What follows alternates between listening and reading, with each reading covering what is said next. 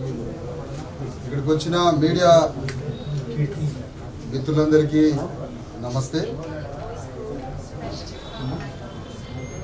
గత వారం రోజుల నుంచి తెలంగాణ రాష్ట్రంలో ఉధృతంగా ఒక అతిపెద్ద సమస్యగా వెలుగులోకి వచ్చింది. నాగర్ కర్నూలులో కొమెర గ్రామంలో ఉన్నటువంటి సాకలి కులస్తులు మరియు దళితులపై అతి పాశవికంగా, భయంకరంగా, అత్యంత క్రూరంగా ఏనాడు దేశం కనివిని ఎరుగని రీతిలో రెడ్ల చేతిలో దాడికి గురయ్యారన్న సంగతి మీ అందరికీ తెలిసింది. దాని తర్వాత ఆ బాధితులు ఆ దాడి నుంచి పాపం తనితే ఆ పాపం తీసుకొని బాధితులంతా ఒక రోజు తర్వాత పోలీస్ స్టేషన్కి రావడం, ఆ పోలీస్ స్టేషన్లో ఎలాంటి న్యాయం జరగకపోవడం, కనీసం వాళ్ళ రిప్రజెంటేషన్ కూడా తీసుకోకపోవడం, ఆ పరిస్థితిలో ఉన్న తర్వాత దెబ్బలు తగిన వాళ్ళంతా వైద్యం చేయించుకుంటూ ఆ వైద్యం చేయించుకుంటున్నటువంటి క్రమంలో చివరికి పాప చనిపోవడం, ఆ తర్వాత ఆ కుటుంబం ఏ గత్యంతరం లేని పరిస్థితుల్లో ఒక పెద్ద ధర్నాకి అక్కడ బయలుదేరడం జరిగింది నాగర్ కర్నూలు. అంటే ఒక బ్రీఫ్ ఒక లైన్ చెప్పి విషయాల్లోకి వెళ్తాను. ఆ 4 రోజుల నిరంతర ధర్నా తర్వాత ఆ ధర్నాలో కూడా పోలీసులు సంపూర్ణంగా అంగీకరించి కేసులు పెట్టలేకపోవడం అనే దుస్థితిలో నుంచి ఈ నాగర్ కర్నూలు బాధితుల్ని హైదరాబాద్కు తీసుకొని రావడం జరిగింది, డీజీపీ గారిని కలవడం కోసం. అంటే ఈ ప్రెస్ మీటు ఇక్కడ ముఖ్య ఉద్దేశం నాగర్ కర్నూలు బాధిత వర్గమైనటువంటి కొమెర గ్రామస్తులైనటువంటి వారిని నాగర్ కర్నూలు నుంచి హైదరాబాద్కు తీసుకొని వచ్చాము రాత్రి. ఈ రోజు ప్రెస్ మీట్లో మీకు విషయాలు చెప్పి డీజీపీ గారిని కలవడానికి ఈ రోజు ఈ ప్రెస్ మీట్ అరేంజ్ చేయడం చెప్తూ, ఈ ప్రెస్ మీట్లో పాల్గొంటున్నటువంటి రాజ్యసభ సభ్యులు, జాతీయ బీసీ సంఘం అధ్యక్షులు ఆర్ కృష్ణయ్య గారికి, మరి నేషనల్ బీసీ కమిషన్ చైర్మన్, మాజీ ఉమ్మడి ఆంధ్రప్రదేశ్ న్యాయమూర్తి జస్టిస్ ఈశ్వరయ్య గారికి, మరియు ఈ సమావేశంలో పాల్గొంటున్నటువంటి స్కైలాబ్ బాబు గారికి, ఆశయ్య గారికి, గోపి పైలా అన్నగారికి, ఇంకా అనేక మంది సంఘాలు, రజక సంఘం, రజక వృత్తిదారుల సంఘాలు, రాష్ట్ర వ్యాప్తంగా వచ్చినటువంటి రజక వృత్తిదారుల సంఘాలు, కులమేక్ష పోరాట కమిటీ, మన స్కైలాబ్ బాబు, ఇట్లా ఈ సమావేశంలో బీసీ ఎస్సీ ఎస్టీ జేఏసీ నాయకులు రాఘవేంద్ర ముదిరాజు గారు, ఇంకా నాగర్ కర్నూలు, వనపర్తి, అనేక రకాలుగా అనేక ప్రాంతాల నుంచి వచ్చినటువంటి నాయకులందరికీ మరి వారందరినీ నమస్కారం తెలియజేస్తూ, మరి ఈ కార్యక్రమంలో ప్రధాన ఉద్దేశం మీకు వివరించాలి. అది ఏమిటంటే, ఆ బాధిత వర్గం ఎప్పుడైతే నాగర్ కర్నూలు పోలీస్ స్టేషన్కి వెళ్ళి ఆ పోలీస్ స్టేషన్లో వీళ్ళ విజ్ఞాపన రిప్రజెంటేషన్ కూడా, అయ్యా మా పరిస్థితి ఇది, ఇంత దారుణంగా కొట్టారని చెప్పినా ఆ చెప్పిన విషయాన్ని ఏమాత్రం పట్టించుకోకుండా, అక్కడ వాళ్ళ కాగితం కూడా తీసుకోకుండా ఉల్టా వీళ్ళ మీదనే కేసు పెట్టారు. ఎందుకు? ఎవరైతే దాడి చేసిండ్రో ఆ రెడ్లు వాళ్ళే తల మీద గుద్దుకొని గాయపరుచుకొని ఒక ఏదో చిన్న డ్యామేజ్ చేసుకొని వీళ్ళ మీద కేసు పెట్టిన ఉల్టా పరిస్థితిలో నుంచి వీళ్ళ కాగితమే తీసుకోకుండా వీళ్ళు ఒక పక్కన హాస్పిటల్లో పోయి వైద్యం చేయించుకుంటూ, ఈ క్రమంలో పాప, ఒక పసిపాప, 2 నెలల పాప, ఈ 2 నెలల పాప పాలు తాగడం. ఎందుకు పాలు తాగట్లేదంటే జ్వరం వచ్చింది. జ్వరం వచ్చి పాలు తాగకుండా ఒక 48 గంటలు వైద్యం చేయించుకుంటున్న క్రమంలో పాప చనిపోయింది. అంటే దీని అంతటికీ కారణం ఆ కొమెర గ్రామంలో జరిగినటువంటి దాడికి మూల కారణం అక్కడ ఉన్నటువంటి చాకలి కులస్తులైనటువంటి మరి చంద్రకళ, ఆమె కోడలు మౌనిక, ఆ మౌనికకు ఒక పసిబిడ్డ, ఆ తర్వాత కొడుకు గణేషు, కూతురు కీర్తి, వీళ్ళందరూ కలిసి శివరాత్రి తర్వాత 2 రోజుల తర్వాత శివరాత్రి తర్వాత దైవ దర్శనానికి అని వెళ్ళిన గుడికి.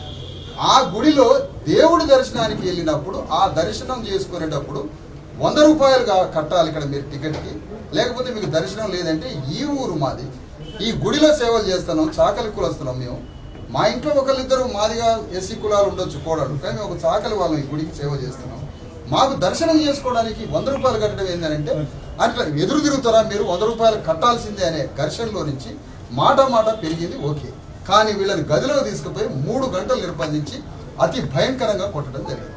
ఆ కొడుతున్నప్పుడు పసిబిడ్డను తీసుకుపోయి, ఆ కొట్టిన వాళ్ళలో ఎవరున్నారు? సర్పంచ్, ప్రధానంగా ఆ గ్రామ సర్పంచ్ తుకారం రెడ్డి, శ్రీనివాసరెడ్డి, మధుకర్ రెడ్డి, యశ్వంత్ రెడ్డి, ఇంకొక రెడ్డి శ్రీకాంత్ రెడ్డి, వీళ్ళంతా ఉండి ఇంకా వీళ్ళతో పాటు ఇంకో 10 మంది రెడ్లు కలిసి విపరీతంగా కొడుతుంటే పాపను తీసుకుపోయి కాళ్ళ మీద పెట్టి 2 నెలల పాప పుట్టిందయ్యా కొట్టవాకండి అంటే పాపను కూడా కాలుతో దంతే ఆ కాలుతో దని పాప భయపడి పాలు తాగడం పనిచేసి జ్వరం వచ్చి పాప చనిపోయింది 2 రోజుల తర్వాత.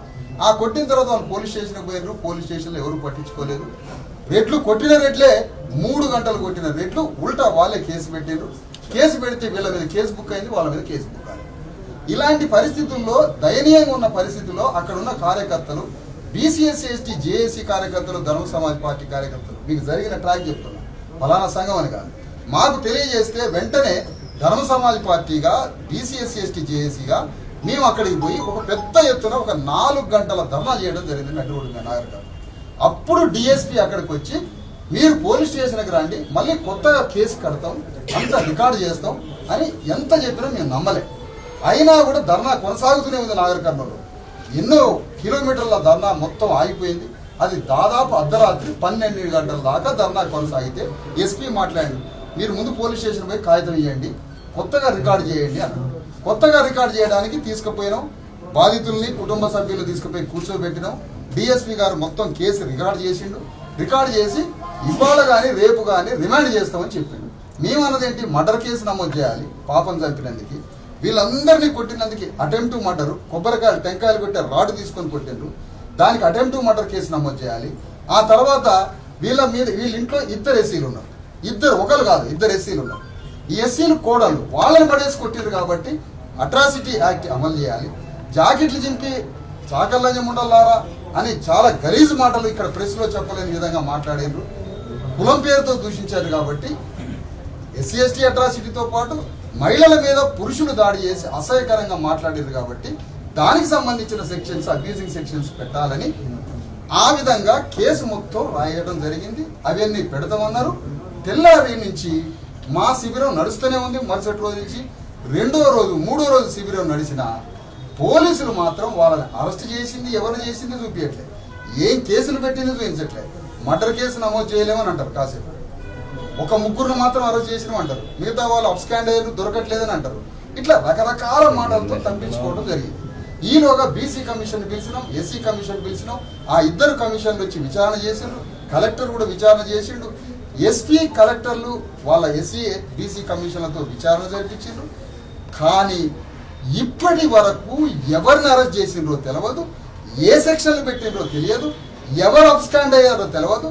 నిమ్మకి నీరెత్తినట్టుగా మొత్తం పోలీసు వ్యవస్థ మొదట పెద్ద ధర్నా అర్ధరాత్రి వరకు చేసినా ఫలితం లేకుండా పోయింది. పోలీస్ స్టేషన్కి రమ్మన్నారు, కేసు రికార్డు చేసిండ్రు. మళ్ళీ 3 రోజులు రోజు దీక్షా శిబిరం చేసినాం. ఆ శిబిరంలో కేవీపీఎస్ వాళ్ళు, సిపిఎం సిపిఐ వాళ్ళు, బీజేపీ రామచంద్రరావు గారు మిగతా నాయకులంతా పాల్గొన్నారు. ఆ తర్వాత ఆర్ కృష్ణయ్య గారు వచ్చిండ్రు. రకరకాల సంఘాలు అందరూ వచ్చినాడు. బీఎస్పీ శేఖర్, ఇబ్రాహిం శేఖర్, అన్ని సంఘాలు పార్టీలు వచ్చి బీఆర్ఎస్ కేటీ రామారావు గారు వచ్చారు. అందరు వచ్చారు. కవిత గారు మెసేజ్ పెట్టారు. పోలీసులతో మాట్లాడి అందరు ఇన్వాల్వ్ అయ్యారు. అంతమంది ఇన్వాల్వ్ అయినా పోలీసులు మాత్రం ఎవరిని అరెస్ట్ చేసిండ్రు, ఎవరిని అరెస్ట్ చేయలేదు, ఏ సెక్షన్లు పెట్టిండ్రు, 0. ఏమి మాకు చూపారు, డిసప్పియర్.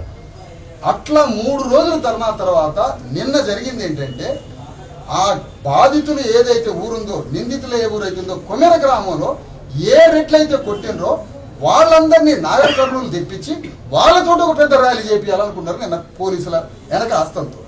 అసలు కొట్టినోడు ర్యాలీ చేయడం ఏంటి విచిత్రంగా ఇది గమనించాలి కదా. ఎవడైతే కొట్టి చంపిండో, పాపను కొట్టి మహిళలను కొట్టి అందరిని కొట్టి చంపినోడు వాడు భారీగా ర్యాలీకి బయలుదేరుతాడు. ఎందుకు ర్యాలీగా బయలుదేరుతాడని మేము విచక్షణతో ఆలోచిస్తే మా ధర్నా ఒకవైపు సాగుతాం, అటువైపున వాళ్ళని రమ్మంటారు. ఎక్కడికి రమ్మంటారు? ర్యాలీకి నాగర్ కర్నూలు రమ్మంటారు. అంటే మేము చేసే ధర్నా వాళ్ళు వచ్చే ర్యాలీని రెండింటిని చూపించి 144 సెక్షన్ పెట్టి ఒక పెద్ద భయంకరమైన పరిస్థితికి తీసుకొచ్చి బాధితులకి అందరికీ భయ ఆందోళన నిన్న కలిగించి చివరికి దీక్షా శిబిరం దగ్గర ఉన్న షాపుల వాళ్ళందరినీ తీసుకుపోయి ఆ షాపులో వాళ్ళని పోలీసులే ఆర్గనైజ్ చేసి మా దీక్షా శిబిరాన్ని కాళ్లతో నెట్టి కర్రలతో కొట్టి దీక్షా శిబిరాన్ని ఎక్కడికెక్కడికి పీక్ అవతల పడేసి 10,000 బెదిరించారు ఈ దీక్షా శిబిరం. అంటే వాళ్ళ అల్టిమేట్ టార్గెట్ ఏంటంటే ఈ రోజు నాగర్ కర్నూలు పట్టణంలో ఎటువంటి పరిస్థితుల్లో అక్కడ ధర్నా శిబిరం ఉండకూడదు, వీళ్ళ పోరాటం ఆగిపోవాలి. మొన్న కలెక్టర్ గారు పిలిపించాడు, ఎస్పీ పిలిపించారు, కలెక్టర్ గారు మాట్లాడింది, అమ్మ మీకు ₹1,00,000 ఇస్తాం, ఒక ఇల్లు కట్టిస్తాం, ఇందిరమ్మ ఇల్లు, ₹1,00,000 ఇస్తాం. ₹1,00,000 ఇందిరమ్మ ఇల్లు కోసం కాదు సార్ అని మొత్తుకున్నాడు. మాకు కావాల్సింది మమ్మల్ని ఎవడైతే కొట్టి చంపిండో, మమ్మల్ని ఎవడైతే దాడి చేసిండో, మా పాపను ఎవరైతే చంపిండ్రో వాళ్ళకి పర్ఫెక్ట్గా శిక్షలు పడాలి, వాళ్ళకి ఉరి శిక్షలు పడాలి, జీవితాంతం వాళ్ళకి జీవిత ఖైదు శిక్ష పడాలి. అప్పటిదాకా మా పోరాటం ఆగదు. మీ ₹1,00,000 కాదు, నష్టపరిహారం రెండో ప్రాధాన్యత. నష్టపరిహారం ₹1,00,000 అడుగుతున్నాం, ఇల్లు అడుగుతున్నాం, ఒక ఆయనకి ఉద్యోగం అడుగుతున్నాం, అది రెండో ప్రాధాన్యత. ముందు కేసులు బుక్ కావాలి, రిమాండ్ అయ్యి వాళ్ళని అర్జెంట్గా జైలు పడేయాలనేది ఆ డిమాండ్ చెప్పి కలెక్టర్కి చెప్పి రావడం జరిగింది. ఇదంతా నేపథ్యం ఎందుకు చెప్తున్నామంటే, నిన్న శిబిరం జరగొద్దు. ఎందుకు? మంత్రులు, ఎమ్మెల్యేలు, పార్లమెంట్ సభ్యుడు మల్లు రవి, మల్లుబట్టి విక్రమార్క వీళ్ళందరూ రావాలనుకుంటున్నారు. ఎందుకంటే గవర్నమెంట్ డిమోరలైజ్ అయిపోయింది, వీళ్ళని చూడాలనుకుంటున్నారు. ఈ ధర్నాలు గిర్నాలు ఇవన్నీ లేకుండా శిబిరం ఎత్తేసి జస్ట్ బాధితుల్ని కలెక్టర్ దగ్గర కూర్చోబెట్టో, ఇంకొకటి దగ్గర కూర్చోబెట్టో ఆ మంత్రులు ఎమ్మెల్యేలు రావాలనుకున్నారు. లేదా రోజు రోజుకి కాంగ్రెస్ డిమోరలైజ్ అయ్యి ప్రభుత్వానికి చెడ్డ పేరు వస్తుంది కాబట్టి ఇది మొత్తం వాషౌట్ చేయాలనే క్రమంలో పెను ప్రమాదం ఏర్పడుతుంది. ధర్నా శిబిరం కూలగొట్టిండ్రు, 144 సెక్షన్ పెట్టబోతున్నారు. అక్కడ ఎవడైతే రెట్లు మమ్మల్ని కొట్టడానికి వచ్చారో వాళ్ళందరినీ తీసుకొచ్చి వాళ్ళతో ర్యాలీ చేపిస్తున్నారు. ఈ భయభ్రాంతుల మధ్య మేము ఇమీడియట్గా తీసుకున్న యాక్షన్ ఏంటంటే, మా కార్యకర్తలతోటి బాధిత కుటుంబం మొత్తాన్ని జాగ్రత్తగా కారులో ఎక్కించుకొని హైదరాబాదు రాత్రి 10:30కి ఇక్కడ తీసుకొని వచ్చినాం కార్యాలయం. ఎందుకు తీసుకొని వచ్చినాం? 2 విషయాలు. ఒకటి, డీజీపీ గారిని కలుస్తాం. మాకు నాగర్ కర్నూలు పోలీసుల మీద నమ్మకం లేదు. డీజీపీ గారిని కలిసి, అయ్యా ఇగో జరిగిన అన్యాయం ఇది, ఇగో మర్డర్ కేసు నమోదు చేయలేదు, అట్రాసిటీ కేసు అడగంగా బతిలాడ కేసు ఆ కేసు చేసిండ్రు, అబ్యూజింగ్ మహిళల్ని ఏదైతే భయంకరంగా దాడి చేసిండ్రో ఆ మహిళలకు సంబంధించిన ఆ సెక్షన్ కూడా పెట్టలేదు. ఇగో ఈ రకంగా ఎలాంటి మేము కోరినటువంటి ఏ సెక్షన్స్ పెట్టకుండా ఇంత వేధిస్తున్నారు ఈ పోలీసులు. ఉల్టా వీళ్ళు ఆ నిందితులైనటువంటి రెడ్ల వైపు కాసుకొని వాళ్ళని కాపాడుకునే పరిస్థితిలో ఉన్నారు. ఆ గ్రామంలో అందరి చేత వీళ్ళ మీద పోస్టులు పెట్టించి, సోషల్ మీడియా పోస్టులు పెట్టించి చెలలేకపోతారు. ఒక్కడికి భయం లేదు. వీళ్ళనే ఈ కుటుంబాన్ని తిట్టుకుంటూ ఊరు మొత్తంతో పోస్టులు పెట్టిస్తున్నారు సోషల్ మీడియా. ఇట్లా చేస్తున్న ఈ క్రమంలో వాళ్ళని ఇంతవరకు ఎందుకు అరెస్ట్ చేయలేదు? వాళ్ళని ఇమీడియట్గా అరెస్ట్ చేయండి, నిందితులను అరెస్ట్ చేయండి, బాధితులకు రక్షణ కల్పించండి, ఈ కుటుంబాన్ని ఆదుకోండి, శిక్షలు పడేటట్టు చేయండి అని మేము డీజీపీ గారిని కలిసి పెద్దలైనటువంటి కృష్ణయ్య గారు, మరి పెద్దలైనటువంటి జస్టిస్ ఈశ్వరయ్య గారు, అనేక సంఘాలు, పార్టీలు అందరం కలిసి మిగతా వాళ్ళందరినీ తీసుకొని పోయి అలా డీజీపీ గారిని కలవడానికి ఈ బాధిత కుటుంబాన్ని నేను తీసుకొని వచ్చాను సార్. వెంటనే రాత్రి ఎస్పీ డిఎస్పీలు అక్కడ ప్రెస్ మీట్ పెట్టి వీళ్ళనేదో చేశాము, వీళ్ళనేదో తీసుకొచ్చాము అని అంటారు. ఎక్కడికి తీసుకురాలే, ఏ కిడ్నాపులు జరగలేదు, అలాంటి పదాలు మాట్లాడద్దు. అక్కడ మాకు భద్రత లేదు, మీ పోలీస్ కంట్రోల్లో లేరు, బాధిత వర్గం మీ పోలీసుల కంట్రోల్ లేరు, ఇంకా మీ వల్ల ఇబ్బందులు పడతారు. అక్కడ రక్షణ లేదు. రాష్ట్రంలో పోలీసు అధిపతి డీజీపీ గారు, కింద పోలీసు దగ్గర అన్యాయం జరిగినప్పుడు పై అధికారిని కలుస్తాం 100%. డీజీపీ గారికి మా గోడంతా, మా బాధ, మా దుఃఖం, మా సమస్య, మా కుటుంబాల మీద, రాష్ట్రంలో ఈరోజు షెడ్యూల్ క్యాస్ట్ బీసీల మీద జరుగుతున్న అత్యంత క్రూరమైన దాడుల్ని, ఫలానా 1-2 సామాజిక వర్గాలు చేస్తున్న దాడుల్ని డీజీపీ గారికి వివరిస్తాం. ప్రధానంగా ఈ కుటుంబానికి జరిగిన అన్యాయం మొత్తం డీజీపీ గారికి వివరించి ఏం న్యాయం చేస్తారో అడుగుతాం. వారు సంపూర్ణంగా న్యాయం చేస్తే సంతోషం, న్యాయం చేయకపోతే మా శిబిరం, ధర్నా, నిరసన హైదరాబాద్లో జరుగుతుందా లేకపోతే నాగర్ కర్నూలులోనే కొనసాగిస్తామా అనేది మళ్ళీ మేము ప్రకటిస్తాం. ఈరోజు డీజీపీ గారిని కలవటానికి, డీజీపీ గారిని మా బాధను ఎల్లగొచ్చుకోవడానికి బయలుదేరుతున్నామని మీ ప్రెస్ ముందు తెలియజేస్తున్నాము. పెద్దలు ఆర్ కృష్ణయ్య గారు, కృష్ణయ్య గారు. సార్ ఒక విషయం సార్, ఇప్పుడు నాగర్ కర్నూలులో మరి బాధితుల పట్ల ఎవరైతే దురుసుగా ప్రవర్తించారో వాళ్ళను అదుపులోకి తీసుకోకపోవడానికి కారణం ఏమై ఉంటుంది అనుకుంటున్నారు? ఏమై ఉంటుందమ్మా? ఈ రాజ్యం ఎవరిది? రెడ్ల రాజ్యం. ఈ రాజ్యంలో ఎవరు? అక్కడ ఉన్నటువంటి యంత్రాంగం మొత్తం, పోలీసు వ్యవస్థ, అక్కడ ఉన్న ఎమ్మెల్యే మొత్తం రెడ్లంతా కలిసి ఆ నిందితులైనటువంటి దాడులు చేసిన వర్గాన్ని కాపాడుతున్నారనేది అర్థం కావట్లేదా? మేము రోడ్డు మీద పడి పోరాటం చేయడం వల్ల ఆ మాత్రం కొంత వెలుగులో వచ్చింది. అందుకని ఈ పోరాటాన్ని ఉధృతం చేస్తే గానీ సమస్య పరిష్కారం కాదు. కృష్ణ గారు మాట్లాడుతున్నారు. అంటే ఇప్పుడు డీజీపీ గారు కూడా రెడ్డి వర్గానికి చెందిన వాళ్ళే కదా, న్యాయం జరిపిస్తారంటారు. అంటే నమ్మకం ఉండాలి కమ్మా. డీజీపీ పోస్ట్ దగ్గరికి వెళ్తున్నాం, యాజ్ ఏ పర్సన్ కాదు కదమ్మా, డీజీపీ అనే హోదా దగ్గరికి వెళ్తాం. మహారాజ్ గారికి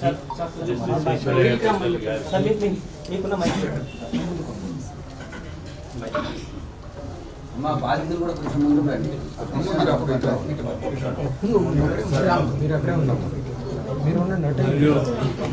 అన్ని పార్టీల నాయకులు వచ్చారు. వాళ్ళందరికీ మీడియా సోదరులకు ఈ సందర్భంగా ప్రభుత్వము ముఖ్యమంత్రి గారు చిత్తశుద్ధితో వివరించాలని డిమాండ్ చేస్తున్నారు. ఎక్కడ పోలీస్ అధికారులు ఇప్పటి వరకు ప్రవర్తిస్తున్న తీరు, వాళ్ళు ఇస్తున్న స్టేట్మెంట్లు, పిల్ల దెబ్బలు లేవని, వాళ్ళు అదేవిధంగా వీళ్ళు కిడ్నాప్ చేసిరని రకరకాల వదంతులతోటి సమస్యను పక్కదారి పట్టించడానికి ప్రయత్నం చేస్తున్నారు. ప్రభుత్వం ఇప్పుడు కూడా సమస్యలు నిజాలను బయటికి రాకుండా కనిపించలేదు. గతంలో చండూరు, నీరుకొండ, కారం చెడు ఇష్యూలో మనం చూసాం.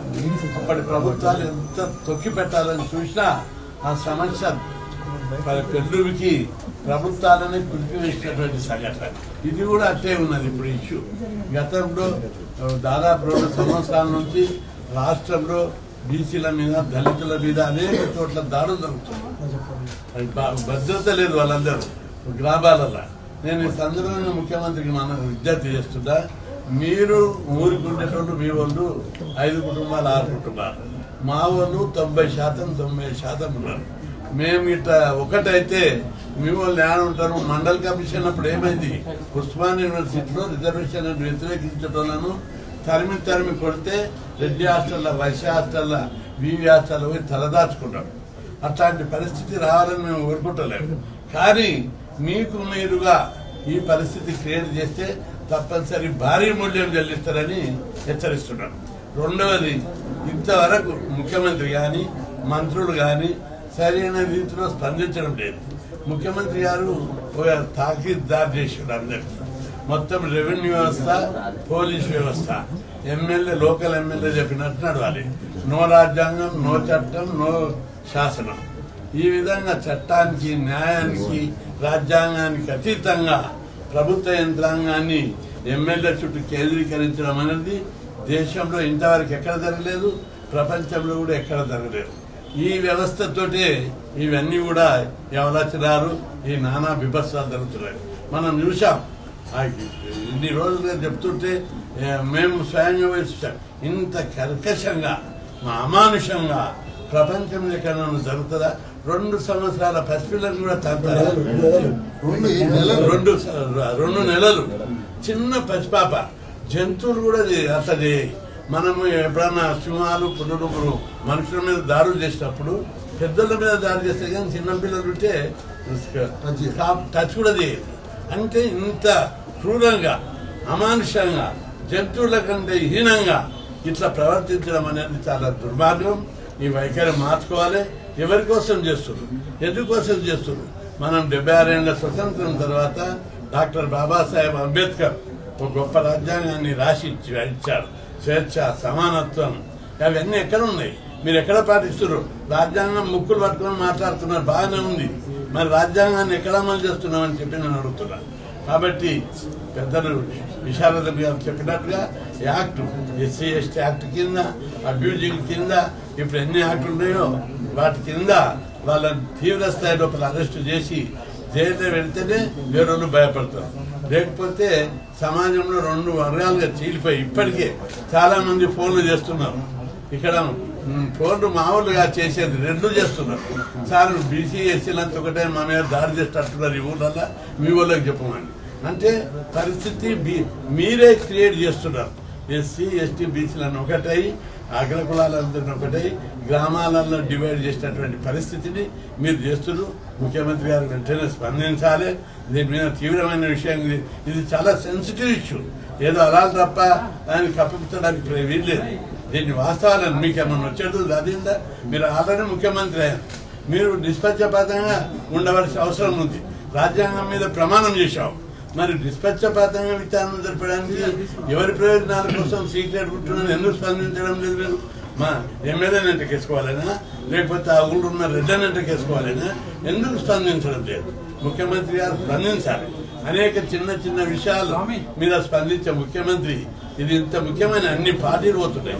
దీన్ని రాజకీయ కోణంలో కాదు, ఒక దళిత స్త్రీ, ఒక బీసీ కుటుంబం ఈ రెండు విషయాలను దృష్టిలో పెట్టుకొని ఏమాత్రం మీకు చిత్తశుద్ధి ఉన్నా వెంటనే స్పందించి నిష్పక్షపాతంగా చర్యలు తీసుకోవాలి. మీరు విచారణ జరపకుండా విచారణ జరిపే కనిపిస్తుంది, సమాజానికి అందరికీ కనిపిస్తుంది. దీన్ని డైవర్ట్ చేసి గోబెల్స్ ప్రచారంతో ఇష్యూ డైవర్ట్ చేయాలంటే అంతకంటే ఎక్కువ మా కులాలు ఉన్నాయి. మేము ఇంతకంటే ఎక్కువ చేయగలుగుతాం, కానీ చట్టాన్ని, న్యాయాన్ని, శాస్త్రాన్ని నైతికంగా మేము పాటిస్తాం. కాబట్టి మీకు మీరే వెంటనే దీని మీద స్పందించి, ముఖ్యమంత్రి స్పందించకపోవడం, మంత్రులు స్పందించకపోవడం అనేక అనుమానాలకు దారితీస్తుంది. వాళ్ళ ప్రయోజనాలు కాపాడుకోవడానికి సామాజిక వర్గ ప్రయోజనాలు ముఖ్యం కాదు, పాలనా సౌలభ్యం ముఖ్యం. నువ్వు ఎట్లా ముఖ్యమంత్రి ఉన్నావు కాబట్టి వెంటనే స్పందించాలని ముఖ్యమంత్రిని డిమాండ్ చేస్తున్నాం. ఈశ్వరయ్య గారు మాట్లాడారు. విశారదన్ మహారాజు గారికి, రాజ్యసభ సభ్యుడు కృష్ణయ్య గారికి, ఈ యొక్క సంఘటనకు సంబంధించి వచ్చినటువంటి పాత్రికేయులు, మీడియా మిత్రులు, వివిధ సామాజిక సంఘాలు, ఇది అన్యాయము ఈ ఒక్క బాధిత కుటుంబాలకు జరిగిన విషయం కాదు. మొత్తం తెలంగాణలో సామాజిక వర్గానికి ఇది జరిగిన విషయంగా ఎస్సీ, ఎస్టీ, బీసీ వర్గాల వారు భావిస్తూ ఇక్కడ సహజ సిద్ధ సూత్రాలకు అనుకూలంగా ఇన్వెస్టిగేషన్ జరుగుతలేదని ఆ ఫ్యాక్ట్స్ వాళ్ళు ఏదైతే చెప్తున్నారో, నిన్న ఎస్పీ గారు ఏదైతే స్టేట్మెంట్ ఇచ్చినారో, మరి ఆ డిఎస్పీ గారు మరి బిహేవ్ చేసే పద్ధతి ఉందో అది వాళ్ళని రక్షించుకోవడానికి, వాళ్ళని కవర్ చేసుకోవడానికి అందులోనే ప్రస్ఫుటంగా తేటతెల్లం అవుతుంది. ఆ ఏదైతే మరి దైవ దర్శనానికి వెళ్ళి అక్కడ కొబ్బరికాయ అక్కడే కొంటే 50 రూపాయలకు సరే వాళ్ళ పద్ధతి ప్రకారం పెట్టుకున్నారు. కానీ 100 రూపాయల ప్రవేశానికి ఎవరైతే అడిగినారో అక్కడ ఎవరు పూజారి అడిగారా, బ్రాహ్మణుడు అడిగారా, ఎవరు అడిగారు, ఎందుకు అడిగినారు, ఎక్కడైతే దేనివల్ల ఈ సమస్య పుట్టిందో ఆ సమస్యలోనికి ఏ పోలీస్ వారు కూడా వెళ్ళలేదు, ఏ ఇన్వెస్టిగేషన్ అథారిటీ వెళ్ళలేదు, వాళ్ళని ఎవరిని కూడా ఎగ్జామిన్ చేయలేదు, వాళ్ళని అక్యూజ్డ్గా వాళ్ళు చూపించలేదు.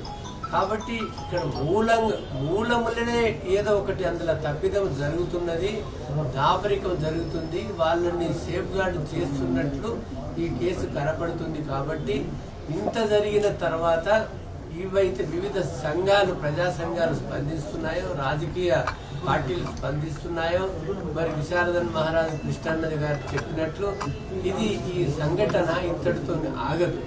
ఈ సంఘటనకు ఒక నిజమైన ఒక ఫేర్ ఎంక్వైరీ డీజీపీ గారు ఇప్పుడే, నేను విశారదన్ మహారాజ్ గారికి వచ్చింది, ఇప్పుడే మరి 1 గంటకు టైం ఇచ్చారని. కాబట్టి ఇక్కడి నుంచి డీజీపీ గారి దగ్గరికి వెళ్ళి ఈ విషయాలని చెప్పి ఒక ఫేర్ మొదటి నుంచి అక్కడే లోకల్ ఒక ఎంక్వైరీ కండక్ట్ చేసి ఎట్లా పుట్టింది, పుట్టడానికి కారణం ఏంది, ఎందుకంటే ఎవడైతే వాళ్ళు ప్లాన్ చేసినారో, ఎవరి మైండ్లోకి వెళ్ళి ఈ యొక్క అన్యాయం, అద్రగనం పుట్టిందో వాళ్ళందరి మీద కేసు పెట్టి తర్వాత వీళ్ళ ఏదైతే యాక్షన్ అయిందో అది తర్వాత విషయాలు. కానీ అసలు విషయంలోకి వెళ్లకుండా వాళ్ళు ఏదో వీళ్ళు కంప్లైంట్ ఇచ్చినా తీసుకోకుండా వాళ్ళే గీసుకొని కోసుకొని కొట్టుకొని వాళ్ళే కంప్లైంట్లు ఇచ్చి తీసి అతని మీద, గణేష్ మీద పెట్టడం. తర్వాత గణేష్ భార్య మరి ఒక చిన్న అంటే అట్టడుగు ఒక ఆదిజాతి కులంలో పుట్టి, పిచ్చకుంట్లో కులంలో పుట్టి, మరి వాళ్ళు ఎస్సీ ఎవరు వాళ్ళ వదిన ఇద్దరు కూడా ఎస్సీలకు పుట్టినటువంటి ఒక బిడ్డలు, వాళ్ళు ఎస్సీలు, జాతి రూపంగా వాళ్ళు ఎస్సీలు. కాబట్టి SC ST atrocities prevention of act కింద కేసు పెట్టడానికి కూడా ఎంతో పోరాటం చేసి పెట్టించుకోవాల్సిన అవసరం ఏముంది. కాబట్టి ఇది మరి అగ్రకుల యొక్క ఆధిపత్యాన్ని కవర్ చేసుకోవడానికి, దాచుకోవడానికి, బీసీల మీద ఏదైతే ఎస్సీ ఎస్టీ బీసీల మీద అన్యాయం, అద్రగనం, విద్రోహాలు జరుగుతున్నాయో ఇది సివిల్ వార్కు దారి తీయకుండా, మరి యొక్క జాతి వివాదానికి దారి తీయకుండా ఒక ఫేర్ అండ్ ఒక ట్రాన్స్పరెంట్ ఎంక్వైరీ డీజీపీ గారి సమక్షంలో ఒక ఇండిపెండెంట్ వాళ్ళని నిరుద్ధించి అటువంటి ఒక న్యాయబద్ధమైన మనకి ధర్మసూత్రాలకు అనుగుణంగా ఎంక్వైరీ చేసి గవర్నమెంట్ ఆదుకునేది విషయం వేరు.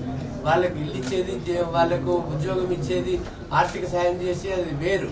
కానీ ఎక్కడైతే ఈ జస్టిస్ జరిగిందో చట్టాన్ని వాళ్ళ చేతిలో తీసుకొని ఇట్లా అన్యాయం చేసినారో ఆ చట్టానికి సరి అయిన వాళ్ళు వైలేట్ చేసినందుకు సరి అయిన శిక్షలు పడాలా, సరి అయిన సెక్షన్ల కింద వాళ్ళ మీద కేసు నమోదు చేయాలా, వెంటనే వాళ్ళని అరెస్ట్ చేయాలా, అరెస్ట్ చేసి వాళ్ళని చట్టం ముందు నిలబెట్టాలి.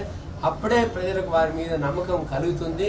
లేకపోతే గవర్నమెంట్కు ఉన్నటువంటి ఇమేజ్, రిప్యుటేషన్ రోజు రోజుకు దిగజారి వాళ్లకు తీరని నష్టము కలుగుతుందని హెచ్చరిస్తూ మరి ఇప్పుడు విచారణ డీజీపీ గారు కొంచెం మనకేమో టైం కావాలి సార్, ఇంకొంతమంది రావాలి, చాలామంది సంఘాలు ఒక గంట అడుగుతున్నాం. దాని తర్వాత మనం ఇక్కడి నుంచి డీజీపీ గారిని కలవడానికి పోతాం.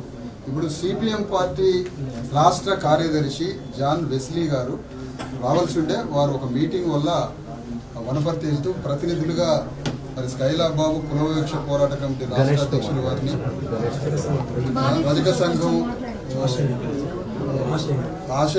ఆశయ గారు, గోపి రజక వీళ్ళంతా వచ్చారు. ముందుగా స్కైలాబ్ గారు మాట్లాడిన తర్వాత ఈ రజక సంఘానికి సంబంధించినటువంటి ఆశన్న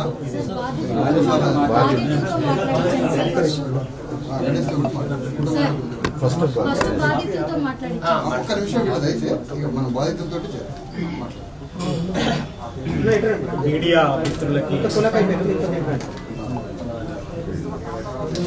మిత్రులకి నమస్కారం. కులవివక్ష వ్యతిరేక పోరాట సంఘం కేవీపీఎస్గా మేము డిమాండ్ చేసేది ఏమిటంటే, హంతకులను కాపాడుతూ బాధితులకు అన్యాయం చేస్తున్నటువంటి డిఎస్పీ శ్రీనివాస్ని, సిఐ అశోక్ రెడ్డి, ఎస్ఐ గోవర్ధన్ ఈ ముగ్గురిని తక్షణమే సస్పెండ్ చేయాలనేటువంటిది మేము డిమాండ్ చేస్తున్నాం. అట్లాగే 8 మంది హంతకుల పేర్లు బాధితులు ఫిర్యాదు చేసినప్పటికీ కేవలం 3 మాత్రమే అరెస్ట్ చేసి మిగతా 5 మందిని అబ్స్కానింగ్ లో చూపించేటువంటి పని పోలీసులే నిర్వహిస్తున్నటువంటి పాత్రకి ఇది తార్కాణంగా ఉంది. పోలీసులు తలుచుకుంటే మీరు రైల్వే స్టేషన్లలో చిన్న ఇనప ముక్క ఏదో దొంగిలించాడని చెప్పేసారంటే మొత్తం వాళ్ళ తల్లిదండ్రులు పట్టుకొస్తారు. ఇప్పుడు నేనేం చెప్తున్నానంటే, వాళ్ళు దొరకకపోతే వాళ్ళ కుటుంబ సభ్యుల్ని పట్టుకరండి, పట్టుకొచ్చి కూర్చోబెట్టండి. పసి గుడ్డుని హత్య చేసినటువంటి వారిని కాపాడేటువంటి వాళ్ళు ఏమాత్రం మానవతా హృదయం లేనటువంటి వాళ్ళు అనేటువంటిది తెలియజేస్తున్నాను.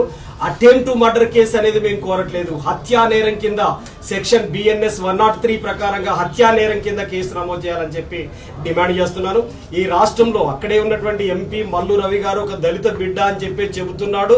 ఆ పేరిటనే ఓట్లు అడుక్కొని ఎంపీ అయ్యాడు. కాబట్టి మీకు ఏమాత్రం సామాజిక న్యాయం పట్ల చిత్తశుద్ధి ఉన్నా గానీ ఇమ్మీడియట్లీ ఆ రోజు మేము డిఎస్పీ ఆఫీస్ ముందు ధర్నా చేస్తా ఉంటే మల్లు రవి గారు డిఎస్పీతో మాట్లాడిన మాటలు ఏమిటంటే, ఆయన మీరు సామాజిక న్యాయం గురించి మీరు ఆ మాట ఏం చెప్పకుండా మీరు చూస్ చేయండి అన్నాడు.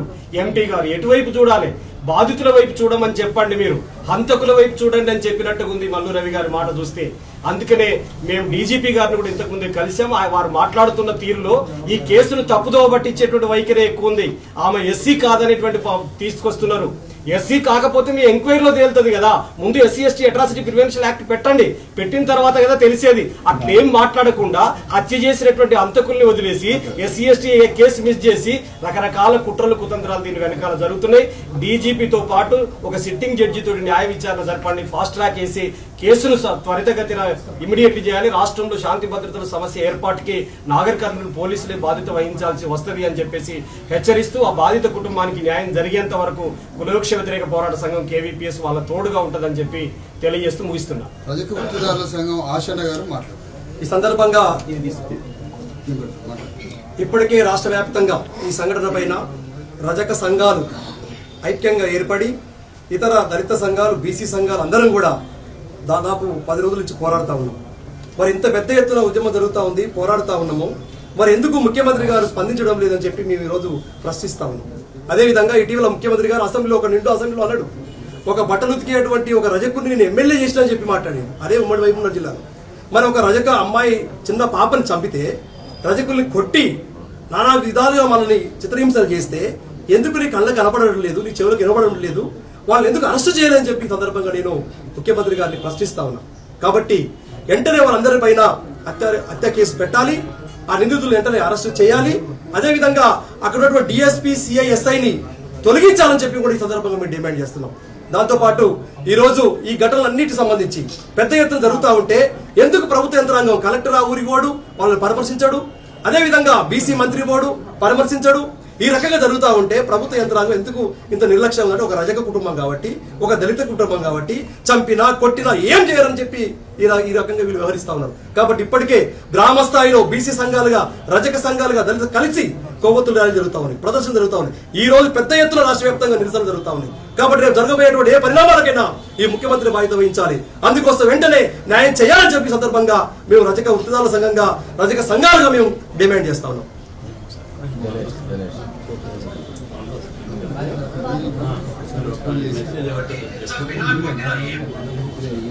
గణేష్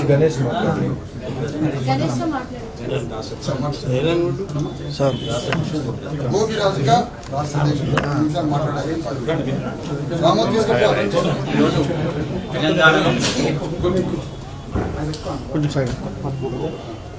మీరు మాట్లాడండి, నేను పెడతాను. ఈరోజు నీళ్లు నిధులు నియామకాల కోసం తెలంగాణ తెచ్చుకున్నటువంటి తెలంగాణలో దాదాపుగా 11 సంవత్సరాలు గడుస్తుంది. ఇప్పటికీ రజకులపైన అనేక దాడులు జరుగుతున్నాయి. కానీ ఆ తరుణంలో ఇది వెలుగులోకి రావడం జరిగింది. విశారదన్ మహారాజు గారు అక్కడికి వెళ్ళి ఈ రాష్ట్రానికి ఈ విషయాన్ని మరి సుపరిచితం చేసినటువంటి వారికి ధన్యవాదాలు తెలియజేసుకుంటాం. ఈ రాష్ట్రంలో నిజంగా మేము అందరికీ సేవ చేసే కులం మాది. మరి సేవ చేసే కులాన్ని సేవ చేసే దాంట్లో ఎంతో మాకు వినయంగా విధేయతతో ఈ సమాజం ఉండాలి. కానీ అది వదిలేసి మా పైన దాడులు చేయడం, చంపడం, ఇది ఎంతవరకు న్యాయం? వివేకానందలు కూడా దీన్ని ఆకర్షించాలి.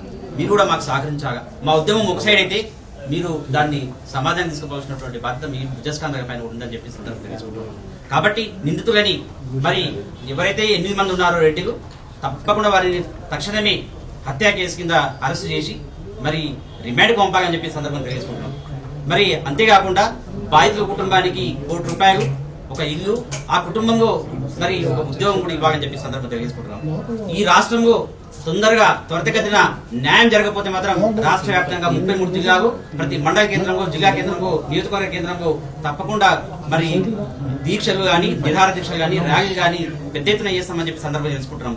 దీనికంతా ప్రభుత్వమే బాధ్యత వహించవలసినటువంటి అవసరం ఎంతైనా ఉందని చెప్పి సందర్భంగా తెలియజేసుకుంటూ మరి తెలంగాణ రజక రిజర్వేషన్ సమితి రాష్ట్ర అధ్యక్షుడు గోపి రజక. ధన్యవాదాలు.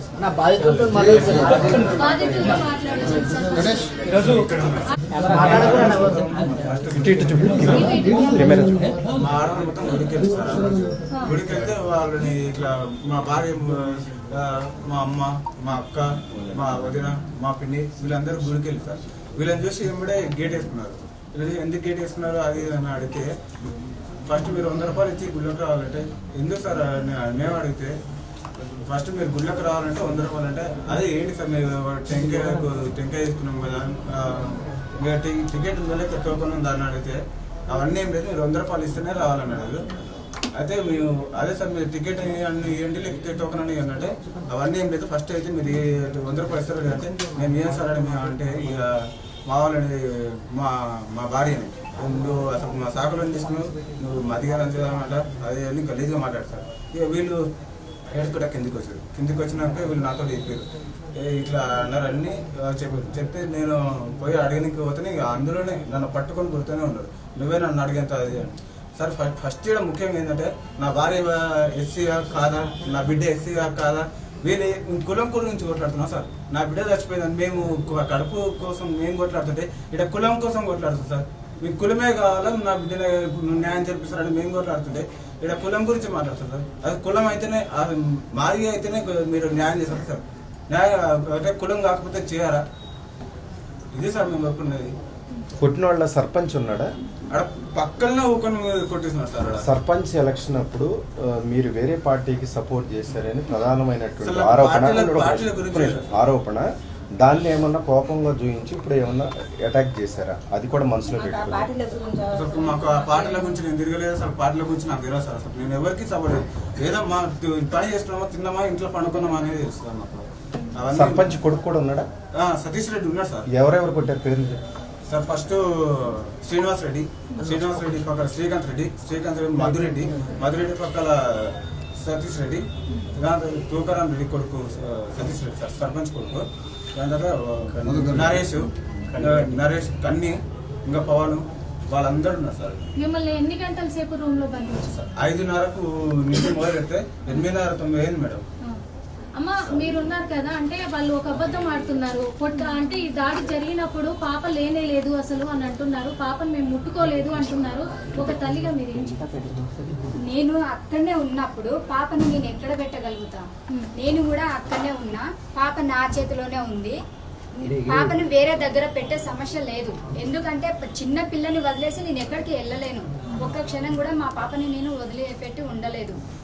పాప అయితే నా దగ్గరనే ఉంది. మేము వాళ్ళ కాళ్ళ దగ్గర పాప మా ఆయనకు ఇట్లా వదిలిపెట్టండి అని వాళ్ళ కాళ్ళ దగ్గర పెడితే తన్నేండ్రు.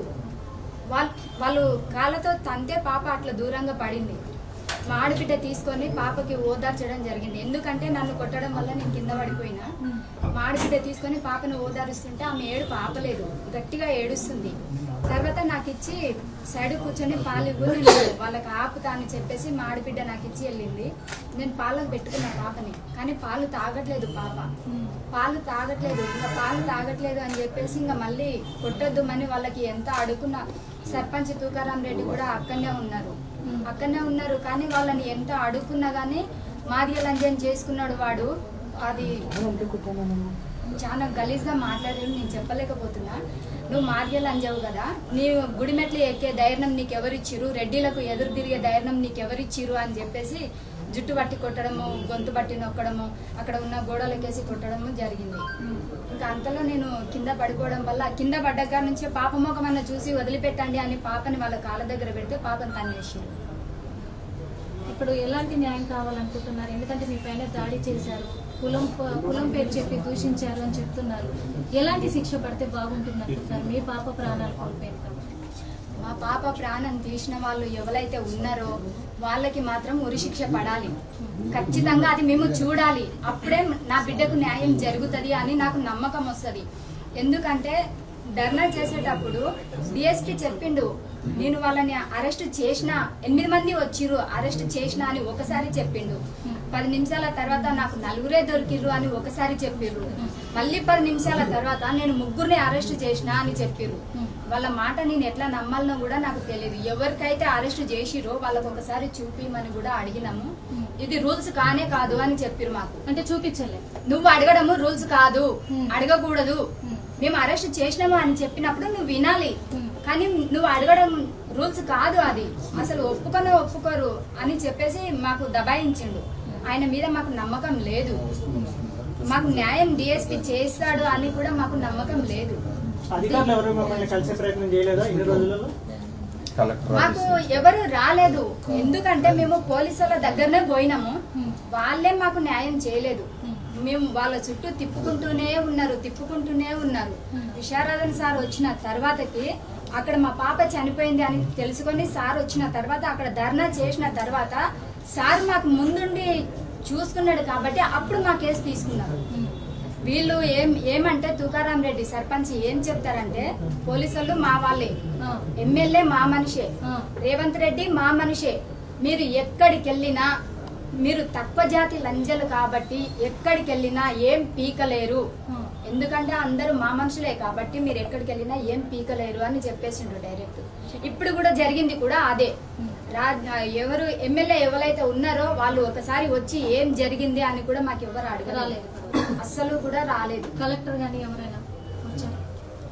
వాళ్ళు మేమే పోయినాం వాళ్ళ దగ్గరికి. మీకు ఏమైనా బెదిరింపు వస్తున్నాయా ఈ మధ్యలో ఎన్ని రోజులలో? అధికార పార్టీ నుంచి ఎవరైనా ధర్నా ఆపేయమని చెప్తున్నారు, కానీ నాకు నా బిడ్డకు న్యాయం జరగకుండా నేను ఎట్లా ధర్నా ఆపేయాలి? అసలు నాకు పోలీసుల మీద నమ్మకమే లేదు. వాళ్ళు మేమే ముందుండి అరెస్ట్ చేస్తామని డిఎస్పీ చెప్తున్నారు, లాస్ట్ కు ఎస్పీ గారు కూడా చెప్పారు. కానీ మేము ఎట్లా నమ్మాలి వాళ్ళని? మాకు నమ్మకం లేదు. పోలీసులే చెప్తున్నారు ధర్నా ఆపేయమని వాళ్ళే భయపెట్టారు. ఉన్న వాళ్ళకి కూడా అక్కడ ఏదైతే షాపులు పెట్టుకున్నారో, ఎవరైతే టెంట్ మేము అమౌంట్ చేయించుకున్నామో వాళ్ళు కూడా లాస్ట్ కు మా మీకే పడ్డారు మేడం. అక్కడ. అసలు అక్కడ అనేది మాకు ధర్నా ఆపుతారా లేదని చెప్పేసి మేము ధర్నా చేస్తుంటే కూడా మమ్మల్ని మధ్యలో చాపుకున్న వాళ్ళు కూడా ఉన్నారు అక్కడ. మేము ఎట్లా బతకాలి, మీరు ఎట్లా వచ్చి అడ్డంగా కూర్చుంటాయి, అసలు మీరు ఎందుకు చేస్తున్నారు, ఎన్ని రోజులు టైం ఇవ్వాలని కూడా అడుగుతున్నారు. అంటే అక్కడ చిన్న పాప చనిపోయిందని వాళ్ళకి కనీసం కనికరం కూడా లేదు మేడం అక్కడ. అసలు కనికరం అని లేదు, లేస్తారా లేవరని కూడా అడుగుతున్నారు అక్కడ మమ్మల్ని. అక్కడికి ఎట్లా అంటే ఇట్లా ఉసుకొస్తున్నారు మేడం, మమ్మల్ని కొట్టడానికి వస్తున్నారు అక్కడ. ఎన్ని రోజులు టైం చేయాలి మీకు, ఎన్ని రోజులు అది చేయాలి, చెప్తే వినబడతలేదా, మేము ఎన్ని రోజులు ముఖం కూసాలని కూడా చేస్తున్నారు మా మీద. ఇక్కడ రెడ్డిస్ వాళ్ళు సార్, శ్రీనివాస్ రెడ్డి, మధుసూదన్ రెడ్డి, ఈ కన్నీ రెడ్డి, ఇంకెవరు వీళ్ళు సతీష్ రెడ్డి, వీళ్ళు కూడా మమ్మల్ని చంపల మీద కొట్టడం, మెదల మీద చేసి నొక్కడము, జడలు పట్టి ఇట్లా లాగడం కూడా జరిగింది మేడం అక్కడ. మేము ఎంత ట్రై చేసినా కూడా అసలు అక్కడ ఆగే ప్రసక్తి లేదు. అక్కడికి మేము లేమంటున్నారు, లేచి తల్లి ఎక్కడ పోయింది, బిడ్డ ఎక్కడ పోయింది, నేను ఎక్కడ పోయినా క్లియర్ కనిపిస్తాం కదా మేడం అక్కడ. మేము అంటే ఒకటి మేము న్యాయం చేయడానికి మేము ఒక ప్రూఫ్ దొరుకుతుంటే ఆ ప్రూఫ్ మళ్ళీ పక్కకి పెట్టేసి ఇంకోటి లేదంటే ఇంకోటి డైవర్ట్ చేస్తున్నారు. అసలు న్యాయం చేసే విధానం ఉందా లేదు సార్ అక్కడ మీ దగ్గర? అసలు మమ్మల్ని ఏం చేద్దాం అనుకుంటున్నారు? సరే పాప చనిపోయినప్పుడు మమ్మల్ని చంపేసినట్టు అసలు ఈ కేసు జరగకపోతుంది, ఇవన్నీ దగ్గర కాకపోతున్నాయి కదా. చంపేసి ఇప్పుడు కూడా చంపేయండి, మేము నడి రోడ్డు మీద అనుకుంటాం. మా పాపకు న్యాయం జరిగినప్పుడు మమ్మల్ని చంపేసేయండి, మీకు ఏ కేసు ఉండదు, ఏదో ఉండదు. మీరు జైలు అయితే ఎవరైతే ఉన్నారో వాళ్ళు కూడా సేపుకు బయటకు వస్తారు, మా మీదనే ఇంకో తప్పుందని చెప్పేసి ఇంకెంతగానో మంది చేస్తారు మా మీద. అసలు మాకు తినడానికి తిని కూడా గతి లేదు సార్. మేము ఒక్కరోజు పూట పనికి పోతేనే మాకు తినడానికి గతి ఉంటుంది. మాకు అక్కడ ఉండడానికి ఇల్లు కూడా లేదు, మాకు వచ్చిన ఇల్లు కూడా వాళ్ళు ఆపేసిరు. పక్కలే సర్పంచ్ ఇల్లు, మా ఇల్లు పక్కకు ఉంటుంది సార్ అక్కడ. వీళ్ళు వచ్చి ఊళ్ళో మంచిగా బతుకుతారు, మంచిగా ఉంటారు. ఈ కొడుకులు ఏ చేసినా ఏ దానికి భయపడాలని చెప్పేసి మా మీద పగేసారు. వాళ్ళ జరుపు మేము వాళ్ళ మా జరుపు పడాలి. మేము ఇక్కడ కోరుకుంటున్నది ఏంటంటే కంపల్సరీ 100% మా పాపకు న్యాయం జరిగేంత వరకు మేము పోరాడుతూనే ఉంటాం. ఆ కొడుకులు ఎవడైతే ఉన్నాడో వాళ్ళని కంపల్సరీ ఊరికి శిక్ష చేయాలని నేను కోరుకుంటున్నా. అంతవరకు ఈ ధర్నా ఆపేదే ప్రసక్తి లేదు. నడి రోడ్డు మీద మేము కూర్చొని ఇప్పటి కూడా ధర్నా చేస్తాం సార్. అక్కడ ఆగిన ప్రసక్తి అయిన సరిగా ఇక్కడైతే ఆగే ప్రసక్తి అయితే లేదు. ఒక్కవేళ మీరు ఆపాలనుకుంటే మా ప్రాణాలు తీసేయండి. నేను కోరుకుంటానైతే ఇది. సీఎం రేవంత్ రెడ్డికి ఏం చెప్పదలుచుకున్నారు? ఎందుకంటే దళితుల వల్లే ఈ రోజు ఈ సీట్ లో కూర్చున్నారు అన్నారు కదా. ఇప్పుడు దళితులకు అన్యాయం జరిగిందని మీరు ఇంత దూరం రావాల్సి వచ్చింది, మరి సీఎం గారిని ఏం కోరుతున్నారు? నేను సార్ని మాత్రం ఒక్కటైతే రిక్వెస్ట్ చేస్తున్నా, చూడండి సార్, మీరు ఎక్కడున్నా సరే కానీ ఈ వీడియోలు మీకు ఆల్రెడీ మీకు చేరే ఉంటాయి. మీరు ఏంటంటే అక్కడ ఏం జరుగుతుంది, అసలు మా పరిస్థితి ఏంది, మేము చేసేది ఏందని క్లియర్ గా తెలుసుకోండి సార్. మీ రెడ్డిస్ అయితే మీరు ఉంచుకోండి, మేము పక్కకు ఏం వాళ్ళ అజ్జేమంటలేమో. ఏంటంటే తప్పవద్దు, న్యాయం ఇవ్వవద్దు, చూడండి, దయచేసి చూడండి. మీరు ఎవరో ఓట్లు వేసారు గెలవలేక సార్, మేము కూడా ఓట్లు వేసినాం కదా, అందులో మేము కూడా ఉన్నాం కదా సార్. దయచేసి మా పాప ఏందో, మేమేందో, మా బతుకులు ఏందో, మా జీవితాలు ఏందో ఒకసారి దయచేసి చూడండి సార్, క్లియర్ గా చూడండి. దయచేసి మీ రెడ్డిస్కి అయితే న్యాయం చేయకండి, మాకు కూడా న్యాయం చేయండి. మేము కూడా ఓట్లు వేసినాం కదా సార్, మీకు గెలిపించుకున్నాం కదా మిమ్మల్ని. Thank you sir. మేము కోరుకునేది ఒకటే, మా పాపకు 100% న్యాయం జరగాలి. మీరు వచ్చి కంపల్సరీ ఖచ్చితంగా తెలుసుకోవాల్సిన ప్రసక్తి అయితే మీకుంది. విశారదన్ గారు, ఆ టెంట్ తొలగించడంలో జెన్యూన్ గా షాప్ వాళ్ళేనా లేకపోతే పోలీసులు వాళ్ళు ఎవరైనా? షాప్ వాళ్ళని ఆర్గనైజ్ చేసి అప్పటిదాకా సహకరించిన షాప్స్ వాళ్ళని పోలీసులు ఆర్గనైజ్ చేసి ఆ షాప్ వాళ్ళని మా మీదకి దూరడం, టెంట్ తీసేయాలని. తర్వాత వాళ్ళే వచ్చి మొత్తం టెంట్ పీక వదలబడేసిండ్రు. అక్కడ టెంట్ లేదు, ఆ ఉల్టా ఎవరైతే నిందితులు ఉన్నారో వాళ్ళతోటి ర్యాలీ పెట్టించిండ్రు. అంటే కొట్టిన రెడ్లు ర్యాలీ చేస్తారట. ఎంత విచిత్రంగా ఉన్నాను. వీళ్ళని కొట్టి చంపిన రెడ్లు నిందితుడే వచ్చి ర్యాలీ చేస్తాడా? అంటే నిందితుడు వచ్చి ర్యాలీ చేస్తాడు, అక్కడేమో టెంట్ ఉండదు. మేము ఎక్కడికి పోవాలి అప్పుడు? మేము ఆడధర్నా చేయాలి అంటే ప్రొటెస్ట్ చేయడానికి, నిరసన చేసే హక్కు కూడా లేకుండా పోయింది. బాధితులకు ఏమైనా జరిగితే మీరే బాధ్యత వహించాలని డిఎస్పీ చెప్తా ఇప్పుడు అన్నాడు ఆ మాట. వీళ్ళని తీసుకొచ్చేటప్పుడు నేను విశారదను వీళ్ళని తీసుకొని వచ్చిండు, ఏదైనా ఉంటే బాధ్యత విశారదందే అన్నాడు. ఆ ప్రయాణం చేసేంత వరకు నాదే బాధ్యత. ఇక్కడ వరకు జాగ్రత్తగా తీసుకొచ్చిన ఈ కుటుంబాన్ని ఇప్పుడు డీజీపీ దగ్గర తీసుకుపోతున్నా. మీ యొక్క భద్రత వీళ్ళ కుటుంబానికి కావాలి అని ఇప్పుడు నేను డీజీపీని అడగడానికి పోతున్నా. ఇక్కడ వరకు నాదే బాధ్యత. ఇప్పుడు నేను డీజీపీ దగ్గర పోతున్నా. వీళ్ళకి బెదిరింపులు, దాడులు, దౌర్జన్యాలు, కొట్టిన తర్వాత కేసు పెట్టిన తర్వాత కూడా దాడులు, బెదిరింపులు ఉంటాయి. అక్కడ ప్రొటెక్షన్ ఉంటుంది కానీ అందుకని అక్కడికి పోతున్నాం. ఇప్పుడు డీజీపీ దగ్గరికి, అయ్యా మీరు భద్రత ఇవ్వండి, ఇద్దరు కానిస్టేబుల్ ఇచ్చి వీళ్ళు ఎడిపోయినా కూడా మీరు వీళ్ళకి భద్రత కల్పియండి, ముందు అర్జెంట్ వీళ్ళ మీద కేసు పెట్టిన కేసు, ఉల్టా పెట్టిన కేసు ఇమీడియట్ గా తీసిపారాలి. ఉల్టా పెట్టిన కేసు అసలు ఆ కేసు ఎందుకు పెట్టారు? ఎంత ధైర్యం దమ్ముంటే ఆ కేసు పెట్టాలి? పోలీసు వాళ్ళు బాధితులు కన్నీటి పర్యంతో బిడ్డను చంపుకున్న పోలీసులు, బిడ్డను చంపుకున్న వాళ్ళ మీద పోలీసులు కేసు పెడతారా? ఇది ఎక్కడ అన్యాయం?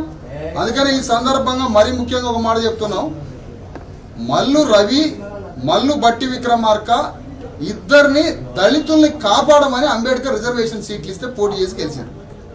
సైలెంట్గా వచ్చి ఇద్దరు అన్నదమ్ములు తెలంగాణలో ఉన్నటువంటి అసలైనటువంటి ఓట్లను దోచుకొని ఇద్దరు ఎమ్మెల్యే ఎంపీలు అయ్యారు. ఒక ఆయన మంత్రి, డిప్యూటీ మంత్రి.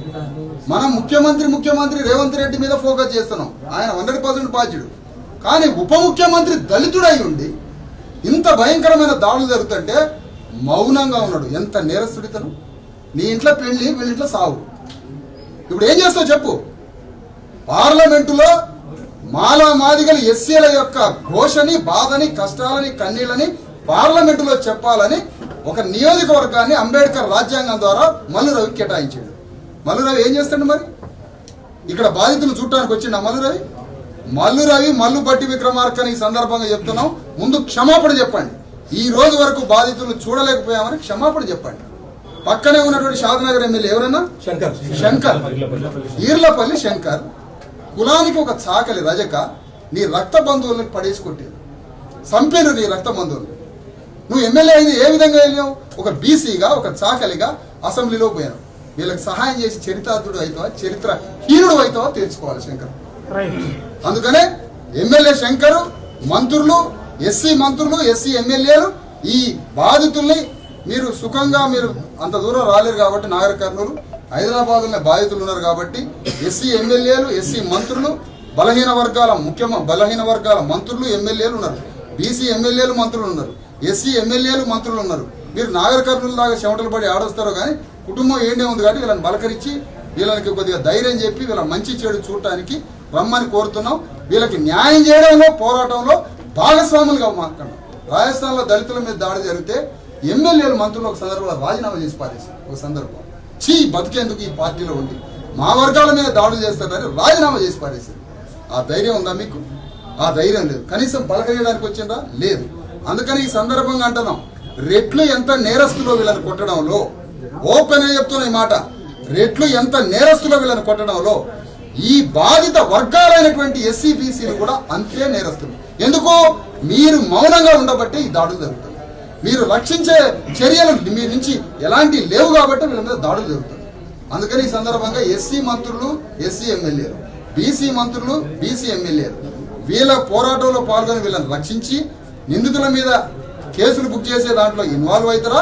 మీరు రాజీనామా చేస్తారా? ఒకటే క్వశ్చన్. లేదంటే మంత్రులు, ఎమ్మెల్యేల ఇండ్ల చుట్టూ ముట్టడి చేస్తాం, వాళ్ళని గౌరవ చేస్తాం, ముఖ్యమంత్రిని నిలదీస్తాం, రాజ్యాన్ని నిలదీస్తాం. ఇప్పుడు డీజీపీ దగ్గరికి పోతున్నాం, అక్కడ విన్నవిస్తాం.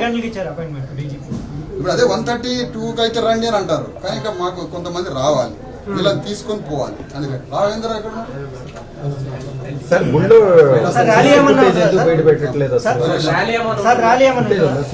ర్యాలీ లాగానే పోదాం అనుకుంటున్నాం, కొంతమంది రావాలి. మొత్తం అన్ని వీడియోస్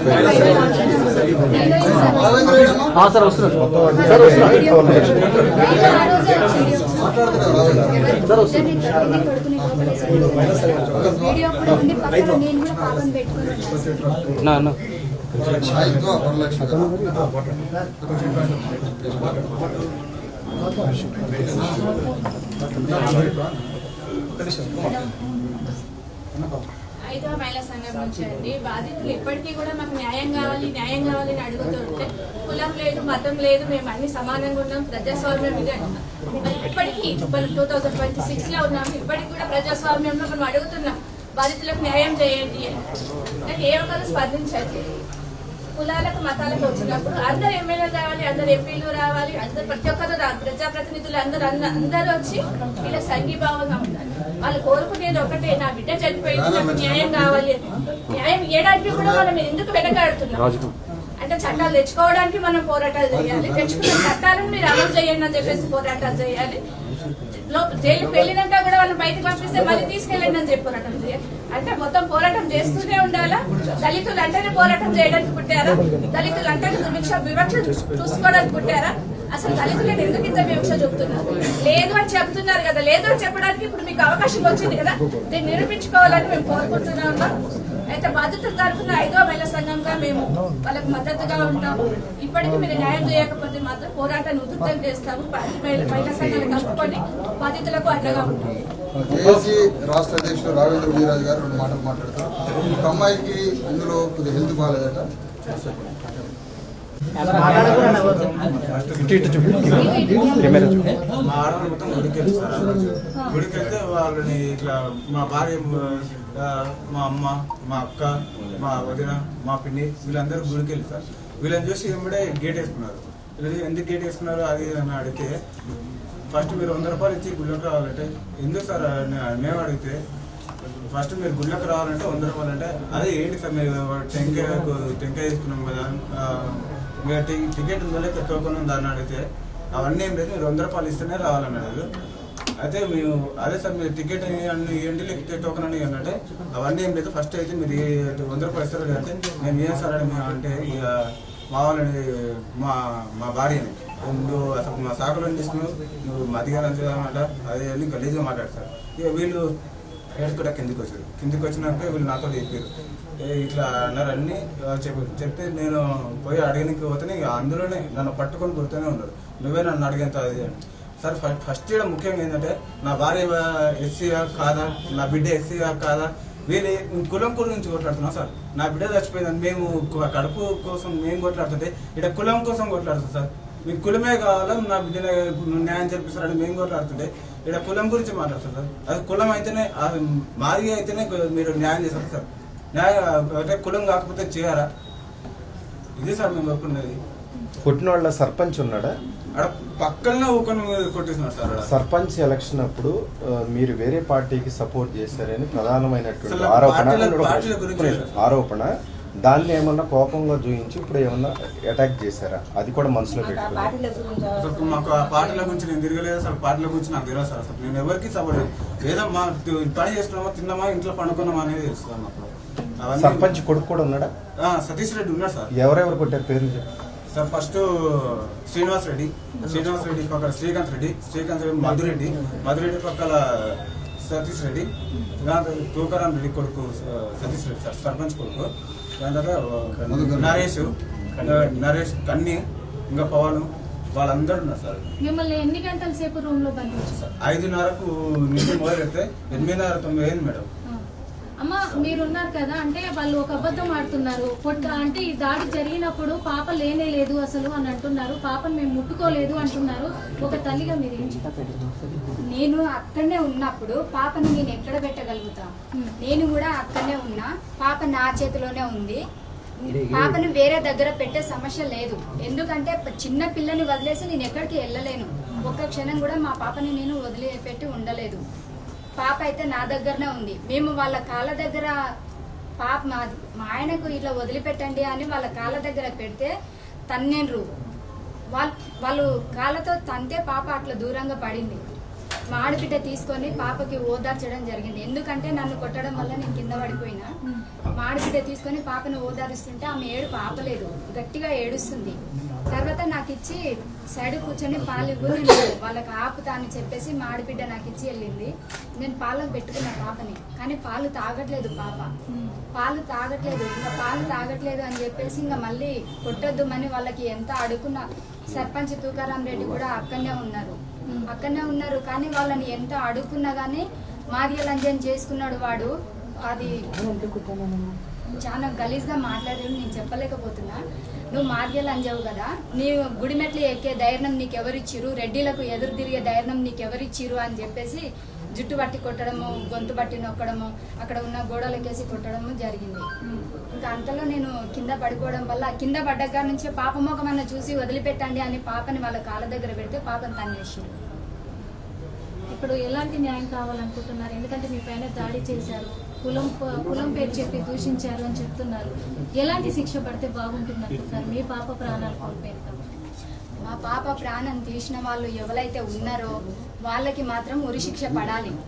ఖచ్చితంగా అది మేము చూడాలి. అప్పుడే నా బిడ్డకు న్యాయం జరుగుతుంది అని నాకు నమ్మకం వస్తుంది. ఎందుకంటే ధర్నా చేసేటప్పుడు డిఎస్పీ చెప్పిండు, నేను వాళ్ళని అరెస్ట్ చేసిన 8 మంది వచ్చిర్రు, అరెస్ట్ చేసిన అని ఒకసారి చెప్పిండు. 10 నిమిషాల తర్వాత నాకు 4 దొరికిర్రు అని ఒకసారి చెప్పిర్రు. మళ్ళీ 10 నిమిషాల తర్వాత నేను 3 అరెస్ట్ చేసిన అని చెప్పిర్రు. వాళ్ళ మాట నేను ఎట్లా నమ్మాలనో కూడా నాకు తెలియదు. ఎవరికైతే అరెస్ట్ చేసిరో వాళ్ళకు ఒకసారి చూపిమని కూడా అడిగినాము. ఇది రూల్స్ కానే కాదు అని చెప్పిర్రు మాకు. అంటే చూపించలే, నువ్వు అడగడము రూల్స్ కాదు, అడగకూడదు, మేము అరెస్ట్ చేసినాము అని చెప్పినప్పుడు నువ్వు వినాలి, కానీ నువ్వు అడగడం రూల్స్ కాదు, అది అసలు ఒప్పుకోరు అని చెప్పేసి మాకు దబాయించిండు. ఆయన మీద మాకు నమ్మకం లేదు. మాకు న్యాయం డిఎస్పీ చేస్తాడు అని కూడా మాకు నమ్మకం లేదు. అధికారులు ఎవరు మమ్మల్ని కలిసే ప్రయత్నం చేయలేదా ఇన్ని రోజులలో? మాకు ఎవరు రాలేదు. ఎందుకంటే మేము పోలీసుల దగ్గరనే పోయినాము, వాళ్ళే మాకు న్యాయం చేయలేదు. మేము వాళ్ళ చుట్టూ తిప్పుకుంటూనే ఉన్నారు. విశారదన్ సార్ వచ్చిన తర్వాతకి అక్కడ మా పాప చనిపోయింది అని తెలుసుకొని సార్ వచ్చిన తర్వాత అక్కడ ధర్నా చేసిన తర్వాత సార్ మాకు ముందుండి చూసుకున్నాడు కాబట్టి అప్పుడు మా కేసు తీసుకున్నారు. వీళ్ళు ఏమంటే తుకారాం రెడ్డి సర్పంచ్ ఏం చెప్తారంటే, పోలీసులు మా వాళ్ళే, ఎమ్మెల్యే మా మనిషే, రేవంత్ రెడ్డి మా మనిషే, మీరు ఎక్కడికి వెళ్ళినా మీరు తక్కువ జాతి లంజలు కాబట్టి ఎక్కడికి వెళ్ళినా ఏం పీకలేరు, ఎందుకంటే అందరూ మా మనుషులే కాబట్టి మీరు ఎక్కడికి వెళ్ళినా ఏం పీకలేరు అని చెప్పేసిండ్రు డైరెక్ట్. ఇప్పుడు కూడా జరిగింది కూడా అదే. ఎవరు ఎమ్మెల్యే ఎవరైతే ఉన్నారో వాళ్ళు ఒకసారి వచ్చి ఏం జరిగింది అని కూడా మాకు ఎవరు అడగలేదు, అస్సలు కూడా రాలేదు. కలెక్టర్ గానీ ఎవరైనా వచ్చారు? వాళ్ళు మేమే పోయినాం వాళ్ళ దగ్గరికి. అమ్మా, మీకు ఏమైనా బెదిరింపు ఏమైనా వస్తున్నాయా ఈ మధ్యలో ఎన్ని రోజులలో? అధికార పార్టీ నుంచి ఎవరైనా ధర్నా ఆపేయమని చెప్తున్నారు, కానీ నాకు నా బిడ్డకు న్యాయం జరగకుండా నేను ఎట్లా ధర్నా ఆపేయాలి? అసలు నాకు పోలీసుల మీద నమ్మకమే లేదు. వాళ్ళు మేమే ముందుండి అరెస్ట్ చేస్తామని డిఎస్పీ చెప్తున్నారు, లాస్ట్ కు ఎస్పీ గారు కూడా చెప్పారు. కానీ మేము ఎట్లా నమ్మాలి వాళ్ళని? మాకు నమ్మకం లేదు. పోలీసులే చెప్తున్నారు ధర్నా ఆపేయమని వాళ్ళే భయపెట్టారు. ఉన్న వాళ్ళకి కూడా అక్కడ ఏదైతే షాపులు పెట్టుకున్నారో, ఎవరైతే టెంట్ మేము అమౌంట్ చేయించుకున్నామో వాళ్ళు కూడా లాస్ట్ కు మా మీకే కాబట్టారు మేడం. అక్కడ అసలు అక్కడ అనేది మాకు ధర్నా ఆపుతారా లేదని చెప్పేసి మేము ధర్నా చేస్తుంటే కూడా మమ్మల్ని మధ్యలో చాపుకున్న వాళ్ళు కూడా ఉన్నారు. మేము ఎట్లా బతకాలి, మీరు ఎట్లా వచ్చి అడ్డంగా కూర్చుంటే అసలు మీరు ఎందుకు చేస్తున్నారు, ఎన్ని రోజులు టైం ఇవ్వాలని కూడా అడుగుతున్నారు. అంటే అక్కడ చిన్న పాప చనిపోయిందని వాళ్ళకి కనీసం కనికరం కూడా లేదు మేడం. అక్కడ అసలు కనికరం అని లేదు సారా లేవరని కూడా అడుగుతున్నారు అక్కడ మమ్మల్ని. అక్కడికి ఎట్లా అంటే ఇట్లా ఉసుకొస్తున్నారు మేడం, మమ్మల్ని కొట్టడానికి వస్తున్నారు. అక్కడ ఎన్ని రోజులు టైం ఇవ్వాలి మీకు, ఎన్ని రోజులు అది చేయాలి, చెత్త తినవాడతా లేదా, మేము ఎన్ని రోజులు ముఖం కూసాలని కూడా చేస్తున్నారు మా మీద. ఇక్కడ రెడ్డిస్ వాళ్ళు సార్, శ్రీనివాస్ రెడ్డి, మధుసూదన్ రెడ్డి, ఈ కన్నీరెడ్డి, ఇంకెవరు వీళ్ళు సతీష్ రెడ్డి, వీళ్ళు కూడా మమ్మల్ని చంపల మీద కొట్టడం, మెదల మీద చేసి నొక్కడము, జడలు పట్టి ఇట్లా లాగడం కూడా జరిగింది మేడం. అక్కడ మేము ఎంత ట్రై చేసినా కూడా అసలు అక్కడ ఆగే ప్రసక్తి లేదు. అక్కడికి మేము లేమంటున్నారు, లేచి తల్లి ఎక్కడ పోయింది, బిడ్డ ఎక్కడ పోయింది, నేటు పోయినా క్లియర్ కనిపిస్తాం కదా మేడం. అక్కడ మేము అంటే ఒకటి మేము న్యాయం చేయడానికి మేము ఒక ప్రూఫ్ దొరుకుతుంటే ఆ ప్రూఫ్ మళ్ళీ పక్కకి ఎక్కించి ఇంకోటి లేదంటే ఇంకోటి డైవర్ట్ చేస్తున్నారు. అసలు న్యాయం చేసే విధానం ఉందా లేదు సార్ అక్కడ మీ దగ్గర? అసలు మమ్మల్ని ఏం చేద్దాం అనుకుంటున్నారు? సరే బాబా చనిపోయినప్పుడు మమ్మల్ని కూడా చంపేసినట్టు అసలు ఈ కేసు జరగకపోతుంది, ఇవన్నీ దగ్గర కాకపోతుంది కదా. చంపేసి ఇప్పుడు కూడా చంపేయండి, మీరు నడి రోడ్డు మీద అనుకుంటాం. మా బాబాకు న్యాయం జరిగినప్పుడు మమ్మల్ని కూడా చంపేసేయండి, మీకు ఏ కేసు ఉండదు, ఏదో ఉండదు. మీరు జైలు అయితే ఎవరైతే ఉన్నారో వాళ్ళు కూడా సేపుకు బయటకు వస్తారు, మా మీదనే ఇంకో తప్పుందని చెప్పేసి ఇంకెంతగానో మంది చేస్తారు మా మీద. అసలు మాకు తినడానికి తిండి కూడా గతి లేదు సార్. మేము ఒక్కరోజు పూట పనికి పోతేనే మాకు తినడానికి గతి ఉంటుంది. మాకు అక్కడ ఉండడానికి ఇల్లు కూడా లేదు. మాకు వచ్చిన ఇల్లు కూడా వాళ్ళు ఆపేసారు. పక్కలే సర్పంచ్ ఇల్లు, మా ఇల్లు పక్కకు ఉంటుంది సార్. అక్కడ వీళ్ళు వచ్చి ఊళ్ళో మంచిగా బతుకుతారు, మంచిగా ఉంటారు. ఈ కొడుకులు ఏ చేసినా ఏ దానికి భయపడాలని చెప్పేసి మా మీద పగే సార్. వాళ్ళ జరుగు మేము వల్ల మా జరుగు వాళ్ళు. మేము ఇక్కడ కోరుకుంటున్నది ఏంటంటే కంపల్సరీ 100% మా పాపకు న్యాయం జరిగేంత వరకు మేము పోరాడుతూనే ఉంటాం. ఆ కొడుకులు ఎవడైతే ఉన్నాడో వాళ్ళని కంపల్సరీ ఊరికి శిక్ష చేయాలని నేను కోరుకుంటున్నా. అంతవరకు ఈ ధర్నా ఆపేదే ప్రసక్తి లేదు. నడి రోడ్డు మీద మేము కూర్చొని ఇప్పటి కూడా ధర్నా చేస్తాం సార్. అక్కడ ఆగిన ప్రసక్తి అయిన సరిగా ఇక్కడైతే ఆగే ప్రసక్తి అయితే లేదు. ఒక్కవేళ మీరు ఆపాలనుకుంటే మా ప్రాణాలు తీసేయండి. నేను కోరుకుంటేనైతే ఇది. సీఎం రేవంత్ రెడ్డికి ఏం చెప్పదలుచుకున్నారు? ఎందుకంటే దళితుల వల్లే ఈ రోజు ఈ సీట్లో కూర్చున్నారు అన్నారు కదా, ఇప్పుడు దళితులకు అన్యాయం జరిగిందని మీరు ఇంత దూరం రావాల్సి వచ్చింది. మరి సీఎం గారిని ఏం కోరుతున్నారు? నేను ఆ సార్ని మాత్రం ఒక్కటైతే రిక్వెస్ట్ చేస్తున్నా. చూడండి సార్, మీరు ఎక్కడున్నా సరే కానీ ఈ వీడియోలు మీకు ఆల్రెడీ మీకు చేరే ఉంటాయి. మీరు ఏంటంటే అక్కడ ఏం జరుగుతుంది, అసలు మా పరిస్థితి ఏంటి, మేము చేసేది ఏంటనే క్లియర్ గా తెలుసుకోండి సార్. మీ రెడ్డిస్ అయితే మీరు ఉంచుకోండి, మేము పక్కకు ఏం వాళ్ళ అజయం అంటలేము. ఏంటంటే తప్పవద్దు న్యాయం ఇవ్వవద్దు చూడండి, దయచేసి చూడండి. మీరు ఎవరో ఓట్లేసారు గెలవలేక సార్, మేము కూడా ఓట్లు వేసినాం కదా, అందులో మేము కూడా ఉన్నాం కదా సార్. దయచేసి మా పాప ఏందో, మేమేందో, మా బతుకులు ఏందో, మా జీవితాలు ఏందో ఒకసారి దయచేసి చూడండి సార్, క్లియర్ గా చూడండి. దయచేసి మీ రెడ్డిస్కి అయితే న్యాయం చేయకండి, మాకు కూడా న్యాయం చేయండి. మేము కూడా ఓట్లు వేసినాం కదా సార్, మీకు గెలిపించుకున్నాం కదా మిమ్మల్ని. Thank you sir. మేము కోరుకునేది ఒకటే, మా పాపకు 100% న్యాయం జరగాలి. మీరు వచ్చి కంపల్సరీ ఖచ్చితంగా తెలుసుకోవాల్సిన ప్రసక్తి మీకుంది. విశారదన్ గారు, ఆ టెంట్ తొలగించడంలో జెన్యూన్ గా షాప్ వాళ్ళేనా లేకపోతే పోలీసులు వాళ్ళు ఎవరైనా? షాప్ వాళ్ళని ఆర్గనైజ్ చేసి అప్పటిదాకా సహకరించిన షాప్స్ వాళ్ళని పోలీసులు ఆర్గనైజ్ చేసి ఆ షాప్ వాళ్ళని మా మీదకి దూరడం, టెంట్ తీసేయాలని. తర్వాత వాళ్ళే వచ్చి మొత్తం టెంట్ పీకి అవతల పడేసిండ్రు. అక్కడ టెంట్ లేదు, ఆ ఉల్టా ఎవరైతే నిందితులు ఉన్నారో వాళ్ళతోటి ర్యాలీ పెట్టించిండ్రు. అంటే కొట్టిన రెడ్లు ర్యాలీ చేస్తారట. ఎంత విచిత్రంగా ఉందన్న, వీళ్ళని కొట్టి చంపిన రెడ్లు నిందితుడే వచ్చి ర్యాలీ చేస్తాడా? అంతే, నిందితుడు వచ్చి ర్యాలీ చేస్తాడు, అక్కడ టెంట్ ఉండదు. మేము ఎక్కడికి పోవాలి? అప్పుడు మేము ఆడధర్నా చేయాలి అంటే ప్రొటెస్ట్ చేయడానికి, నిరసన చేసే హక్కు కూడా లేకుండా పోయింది. బాధితులకు ఏమైనా జరిగితే మీరే బాధ్యత వహించాలని డిఎస్పీ చెప్తా ఉన్నాడు. ఇప్పుడు అన్నాడు ఆ మాట. వీళ్ళని తీసుకొచ్చేటప్పుడు నేను విశారదను వీళ్ళని తీసుకొని వచ్చిండు, ఏదైనా ఉంటే బాధ్యత విశారదందే అన్నాడు. ఆ ప్రయాణం చేసేంత వరకు నాదే బాధ్యత. ఇక్కడ వరకు జాగ్రత్తగా తీసుకొచ్చిన ఈ కుటుంబాన్ని ఇప్పుడు డీజీపీ దగ్గర తీసుకుపోతున్నా. మీ యొక్క భద్రత వీళ్ళ కుటుంబానికి కావాలి అని ఇప్పుడు నేను డీజీపీని అడగడానికి పోతున్నా. ఇక్కడ వరకు నాదే బాధ్యత. ఇప్పుడు నేను డీజీపీ దగ్గర పోతున్నా. వీళ్ళకి బెదిరింపులు, దాడులు, దౌర్జన్యాలు, కొట్టిన తర్వాత కేసు పెట్టిన తర్వాత కూడా దాడులు, బెదిరింపులు ఉంటాయి. ఎక్కడైనా ప్రొటెక్షన్ ఉంటుంది కానీ, అందుకని అక్కడికి పోతున్నాం. ఇప్పుడు డీజీపీ దగ్గరికి, అయ్యా మీరు భద్రత ఇవ్వండి, ఇద్దరు కానిస్టేబుల్ ఇచ్చి వీళ్ళు ఎడిపోయినా కూడా మీరు వీళ్ళకి భద్రత కల్పియండి. ముందు అర్జెంట్ వీళ్ళ మీద కేసు పెట్టిన కేసు, ఉల్టా పెట్టిన కేసు ఇమీడియట్ గా తీసిపారాలి. ఉల్టా పెట్టిన కేసు, అసలు ఆ కేసు ఎందుకు పెట్టారు? ఎంత ధైర్యం దమ్ముంటే ఆ కేసు పెట్టాలి? పోలీసు వాళ్ళు బాధితులు కన్నీటి పర్యంతో బిడ్డను చంపుకున్న బిడ్డను చంపుకున్న వాళ్ళ మీద పోలీసులు కేసు పెడతారా? ఇది ఎక్కడ అన్యాయం? అందుకని ఈ సందర్భంగా మరీ ముఖ్యంగా ఒక మాట చెప్తున్నాం.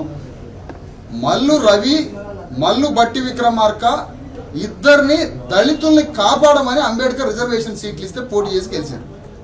సైలెంట్గా వచ్చి ఇద్దరు అన్నదమ్ములు తెలంగాణలో ఉన్నటువంటి అసలైనటువంటి ఓట్లను దోచుకొని ఇద్దరు ఎమ్మెల్యే, ఎంపీలు అయ్యారు. ఒక ఆయన మంత్రి, డిప్యూటీ మంత్రి. మనం ముఖ్యమంత్రి రేవంత్ రెడ్డి మీద ఫోకస్ చేస్తున్నాం, ఆయన 100% బాధ్యుడు. కానీ ఉప ముఖ్యమంత్రి దళితుడై ఉండి ఇంత భయంకరమైన దాడులు జరుగుతుంటే మౌనంగా ఉన్నాడు. ఎంత నేరస్తుడితను! నీ ఇంట్లో పెళ్లి, వీళ్ళింట్లో సావు. ఇప్పుడు ఏం చేస్తావు చెప్పు? పార్లమెంటులో మాదిగల ఎస్సీల యొక్క ఘోషని, బాధని, కష్టాలని, కన్నీళ్ళని పార్లమెంటులో చెప్పాలని ఒక నియోజకవర్గాన్ని అంబేద్కర్ రాజ్యాంగం ద్వారా మల్లు రవి కేటాయించాడు. మల్లు రవి ఏం చేస్తాడు మరి? ఇక్కడ బాధితులు చూడటానికి వచ్చిండ మల్లు రవి, మల్లు బట్టి విక్రమార్కని ఈ సందర్భంగా చెప్తున్నాం. ముందు క్షమాపణ చెప్పండి. ఈ రోజు వరకు బాధితులు చూడలేకపోయామని క్షమాపణ చెప్పండి.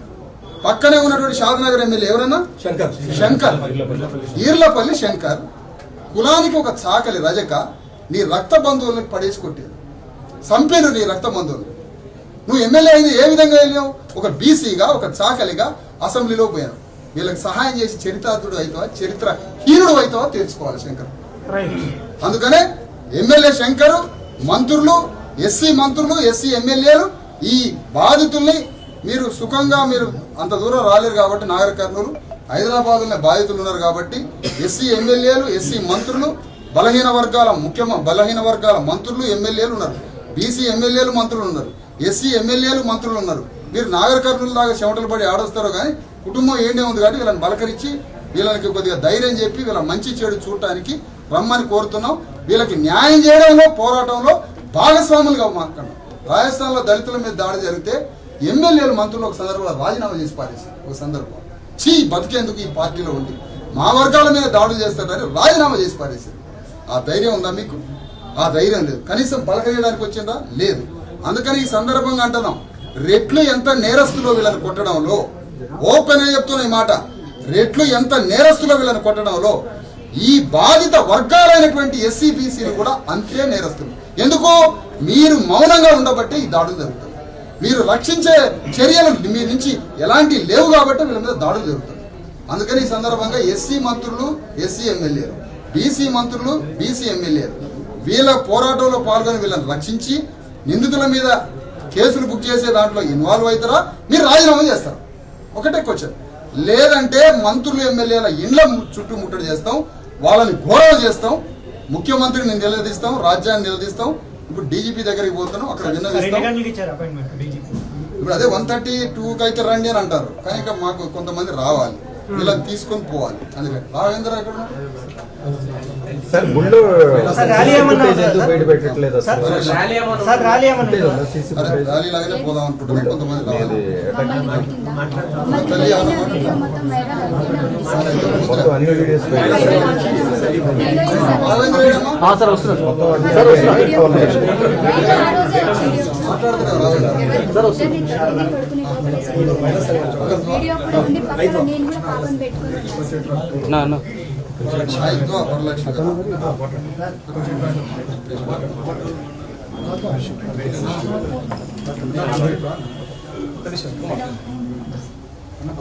ఐదవ మహిళా సంఘం నుంచి అండి. బాధితులు ఇప్పటికీ కూడా మాకు న్యాయం కావాలి న్యాయం కావాలి అని అడుగుతూ ఉంటే కులం లేదు మతం లేదు మేము అన్ని సమానంగా ఉన్నాం ప్రజాస్వామ్యం ఇది అంటున్నాం. ఇప్పటికీ 2026 లో ఉన్నాం, ఇప్పటికి కూడా ప్రజాస్వామ్యంలో మనం అడుగుతున్నాం బాధితులకు న్యాయం చేయండి అని. ఏ ఒక్కరు స్పందించండి. కులాలకు మతాలకు వచ్చినప్పుడు అందరు ఎమ్మెల్యేలు రావాలి, అందరు ఎంపీలు రావాలి, అందరు ప్రతి ఒక్కరు ప్రజాప్రతినిధులు అందరూ వచ్చి ఇలా సంఘీభావంగా ఉండాలి. వాళ్ళు కోరుకునేది ఒకటే, నా బిడ్డ చనిపోయింది, నాకు న్యాయం కావాలి అని. న్యాయం ఇవ్వడానికి కూడా మనం ఎందుకు వెనకాడుతున్నాం అంటే చట్టాలు తెచ్చుకోవడానికి మనం పోరాటాలు చేయాలి, తెచ్చుకున్న చట్టాలను మీరు అమలు చేయండి అని చెప్పేసి పోరాటాలు చేయాలి. జైలుకి వెళ్ళినాక కూడా వాళ్ళు బయటకు పంపిస్తే మళ్ళీ తీసుకెళ్ళండి అని చెప్పి పోరాటం చేయాలి. అంటే మొత్తం పోరాటం చేస్తూనే ఉండాలా? దళితులు అంటేనే పోరాటం చేయడానికి పుట్టారా? దళితులు అంటే వివక్ష చూసుకోవడానికి పుట్టారా? అసలు దళితులను ఎందుకు ఇంత వివక్ష చూపుతున్నారు? లేదు అని చెప్తున్నారు కదా, లేదు అని చెప్పడానికి ఇప్పుడు మీకు అవకాశం వచ్చింది కదా, దీన్ని నిరూపించుకోవాలని మేము కోరుకుంటూనే ఉన్నాం. అయితే బాధితుల తరఫున 5వ మహిళా సంఘంగా మేము వాళ్ళకి మద్దతుగా ఉంటాము. ఇప్పటికీ మీరు న్యాయం చేయకపోతే మాత్రం పోరాటాన్ని ఉధృతం చేస్తాము. మహిళా సంఘాన్ని కలుపుకొని బాధితులకు అండగా ఉంటాము. జేఏసీ రాష్ట్ర అధ్యక్షుడు రావేంద్ర వీరాజు గారు 2 మాటలు మాట్లాడతారు. ఒక అమ్మాయికి ఇందులో కొద్దిగా హెల్త్ బాగాలేదట.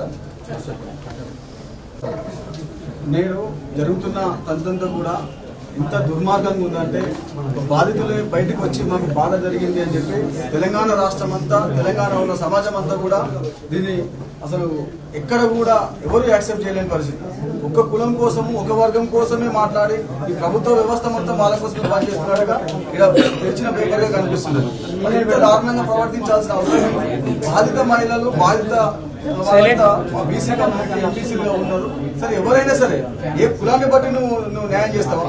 మా బీసీ ఎస్సీ జేఏసీగా మేము ఎస్సీలకు ఎవరికేమైనా, బీసీలకు ఎవరికేమైనా, అది రెడ్డిలలో పేద మహిళలకు ఎవరికేమైనా మేము దాని పక్షాన మేము మాట్లాడతాం, దాని పక్షాన మేము నిలబడతాం. కానీ ఈ రోజు అట్టడుగు కులాలైన వీళ్ళకు బాధ కలిగి వాళ్ళ పాపను పోగొట్టుకొని ఉంటే దానిపైన ఒక్క మాట కనీసం సానుకూలంగా పక్కన పెట్టండి. దాని పక్షాన మాట్లాడకుండా విషయాన్ని వాళ్ళ బాధిత పక్షాన్ని పట్ల ఉండాల్సిన ప్రభుత్వాలు, పాలక వర్గము మరి ఎవరి కోసం పనిచేస్తుంది అనేది ఈ సమాజం అంతా చూస్తుంది. కాబట్టి దీన్ని పూర్తిగా అక్కడ టెంటుకు దగ్గర నిన్న మేము అక్కడ నుంచి ఇక్కడ రావడానికి ఒకటే ముఖ్య రీజన్ అండి. చాలా స్పష్టంగా మేము మీకు వివరాలు ఇస్తున్నాం. ఇలా అక్కడ ఎక్కడ కూడా పొద్దు నుంచి 4-5-21 తారీఖు మేము టెంట్ వేసుకుంటే ఇక్కడ నిన్నటి వరకు కూడా ఎప్పుడు ఆ పర్సన్ రాలేదు. మేము ఎట్లా తీసుకొచ్చినామో మా మీద నమ్మకంతో అయ్యో అట్లనే తమ్మి అని చెప్పాడు.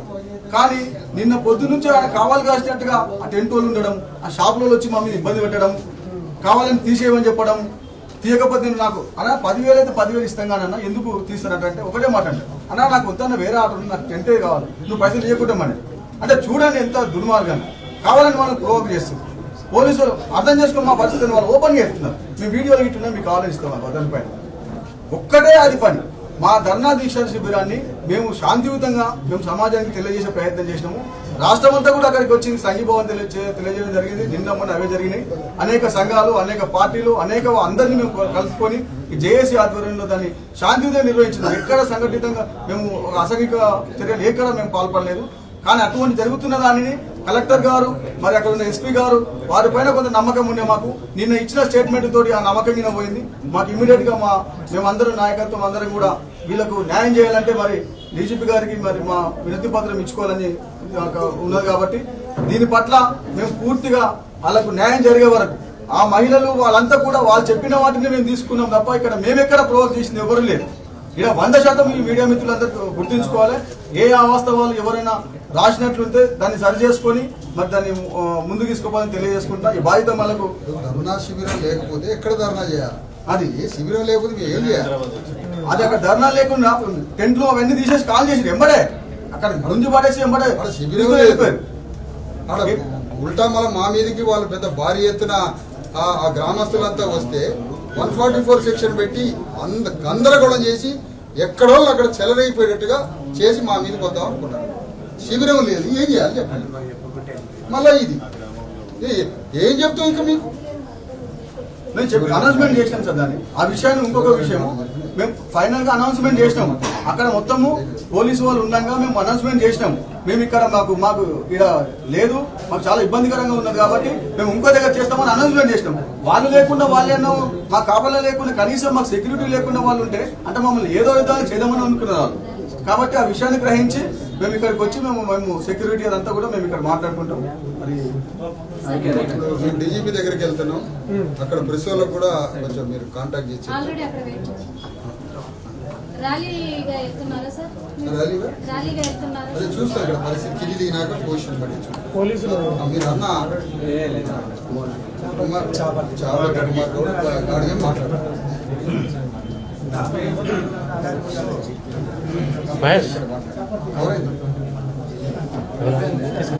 నాగూర్ కర్నూలు జిల్లా కుమ్మెర మల్లన్న జాతర సాక్షిగా జరిగిన ఈ తెలంగాణ కాదు ఈ భూభాగంలో చూసుకుంటే రెడ్డి ఆధిపత్య దొరల అహంకారం ఎలా ఉందో మనకందరికి స్పష్టంగా 2 నెలల పసిపాప అంటే మరి జాతర గుడికి సేవ చేసే కులము నా చాకలి బిడ్డ, ఈ సమాజానికి సర్వీస్ చేసే కులం నా చాకలి బిడ్డ. మనిషి పుట్టిన కంచి చావు వరకు అనేక కార్యక్రమాలలో పనులు చేసే ఈ చాకలి బిడ్డకు ఆ ఊరు గాని దేశం గాని ఆడబిడ్డ అని కొలుస్తుంది. ఆ ఆడబిడ్డను ఇలా పసిపాపను చంపినట్టు ఆ దుర్మార్గులకు నేను చెప్తున్న వేదిక ద్వారా ఇలా ఈ జరిగిన పసిపాప కూడా సమస్యను ఈ బహిర్గంగా తీసుకొచ్చిన మన నిషాద్ మహారాజ్ గారికి ముఖ్యంగా ఉద్యమవందనలు తెలియజేస్తూ అదే రకంగా ఆ రెడ్డి సామాజిక వర్గము ఆ 7 మీద ఆ దుండగుల మీద బేషరతుగా ఎన్కౌంటర్ చేయాల్సిన ధర్మం స్వధర్మం ముఖ్యమంత్రి మీద ఉంది. అయ్యా రాష్ట్ర ముఖ్యమంత్రి ప్రజాపాలన అంటున్నావు, అది ప్రజల పాలన కాదు, ఈ ప్రజలను వంచే పాలన రాక్షసుల పాలన చేస్తున్నావు. ఎందుకంటే నువ్వు రెడ్డి, అక్కడ చంపిన వాడు రెడ్డి. ఈ రెడ్డిలకు నేను పిలుపునిస్తున్నా, నా జాతికి ఈ సమాజానికి చాకలి బిడ్డగా చెప్తున్నా, బట్టలు ఉతుకొద్దు. ఈ రెడ్డి కులానికి మన బట్టలను సహాయకాల నిరాకరణ ఉద్యమం చేపడదాం. అదే రకంగా వాళ్ళ పెళ్లిలకు పేరంటాలకు దిష్టి తీయద్దు. వాళ్ళని ఇలా మనం పొందబెట్టేందుకే రాజకీయ యుద్ధం చేద్దాం. ఎన్ని రోజులు మనం సేవ చేద్దాం. మహాత్మా సావిత్రిబాయి పూలే చూసుకుంటే, జ్యోతిరావు పూలే, బాబాసాహెబ్ అంబేద్కర్ గారిని చూస్తే మరి నా తల్లి చాకలి అయ్యమ్మ పోరాట స్ఫూర్తిగా చెప్తున్నా. మన పోరాటం రాజ్యాధికార పోరాటము. దానికోసమే మరి ఏ కుమ్మెర జరిగిన ఆ దుండగులను బేషరతుగా ఎన్కౌంటర్ చేయాలి. ఎందుకంటే గతంలో ఒక ప్రియాంక రెడ్డి నా ఆడబిడ్డని తెలంగాణకు ఆమెకు జరిగిన అత్యాచారం మీద ఆ దుండగులను 4 ఎన్కౌంటర్ చేసిండు. మరి రెడ్డికి జరిగితే ఒక న్యాయము, ఒక చాకలి బిడ్డకు జరిగితే ఒక న్యాయమా? ఒక్కసారి సమాజమా మేల్కొండి. ఈ సమాజంలో 60% బీసీలో మనం, ఎస్సీలో మనం, ఎస్టీలో మనం 85-90% మనం. ఈ 90% వర్గాలకు ఇంకా దోపిడీ జరుగుతుంది, దౌర్జన్యాలు జరుగుతున్నాయి, మానభంగాలు జరుగుతున్నాయి, హత్యలు జరుగుతున్నాయి. వీటికన్నిటికీ మనం పొందబెట్టాలంటే మన పోరాటం రాజ్యాధికార పోరాటం. ఈ వేదిక ద్వారా ఆ 7 బేషరతుగా ఎన్కౌంటర్ చేయాల్సిన బాధ్యత రాష్ట్ర ముఖ్యమంత్రి రేవంత్ రెడ్డి మీద ఉంది. లేకపోతే బిడ్డ చెప్తున్నా, ఈ ప్రభుత్వాన్ని కూలగొట్టినందుకు ఒక చాకలి బిడ్డగా తెలంగాణ అంతా సహాయకర నిరాకరణ ఉద్యమం చేపడతాం. బట్టలు పిండే కార్యక్రమం, బట్టలు నిషేధించి పిండే కార్యక్రమాన్ని నిషేధించి వాళ్ళ ఇళ్లకు పోకుండా మరి ఈ ఉద్యమం ముందుకు తీసుకుపోతామని పిలుపునిస్తూ నేను చాపర్తి కుమార్ గారికి రజక రాజ్యాధికార పార్టీ అధ్యక్షులుగా, రజక రిజర్వేషన్ పోరాట సమితి అధ్యక్షులుగా ఈ బీసీల కోసం 17 రోజులు ఆమరణ నిరాదీక్ష చేసిన, బీసీలకు రాజ్యాధికారం అంటూ సైకిల్ యాత్ర చేసిన, పాదయాత్ర చేసిన, ఇలా విశాల మహారాజు గారి యొక్క ఆలోచన విధానం రాజ్యాధికారమే. ఒక రజక బిడ్డ కూడా రాజ్యాధికారమే. మరి 2 వర్గాలు బీసీలు, ఎస్సీలు, ఎస్టీలు ఒకటైతే రాజ్యాధికారం, ఈ రాజ్యం మనది, మన ఆత్మగార పోరాటం, రాజ్యాధికారం యుద్ధం చేద్దాం. అందరికీ ఉద్యమ వందనాలు. ఇప్పుడు నడుచుకుంటూనే డీజీపీ కార్యాలయానికి బయలుదేరుతున్నాం. ఇక్కడ మీడియా కూడా కవర్ చేయాలని ఈ కేసు యొక్క పూర్వాపరాలను మొత్తం కూడా విచారిస్తుంటే మన భారతదేశానికి కేవలం అగ్రకులాల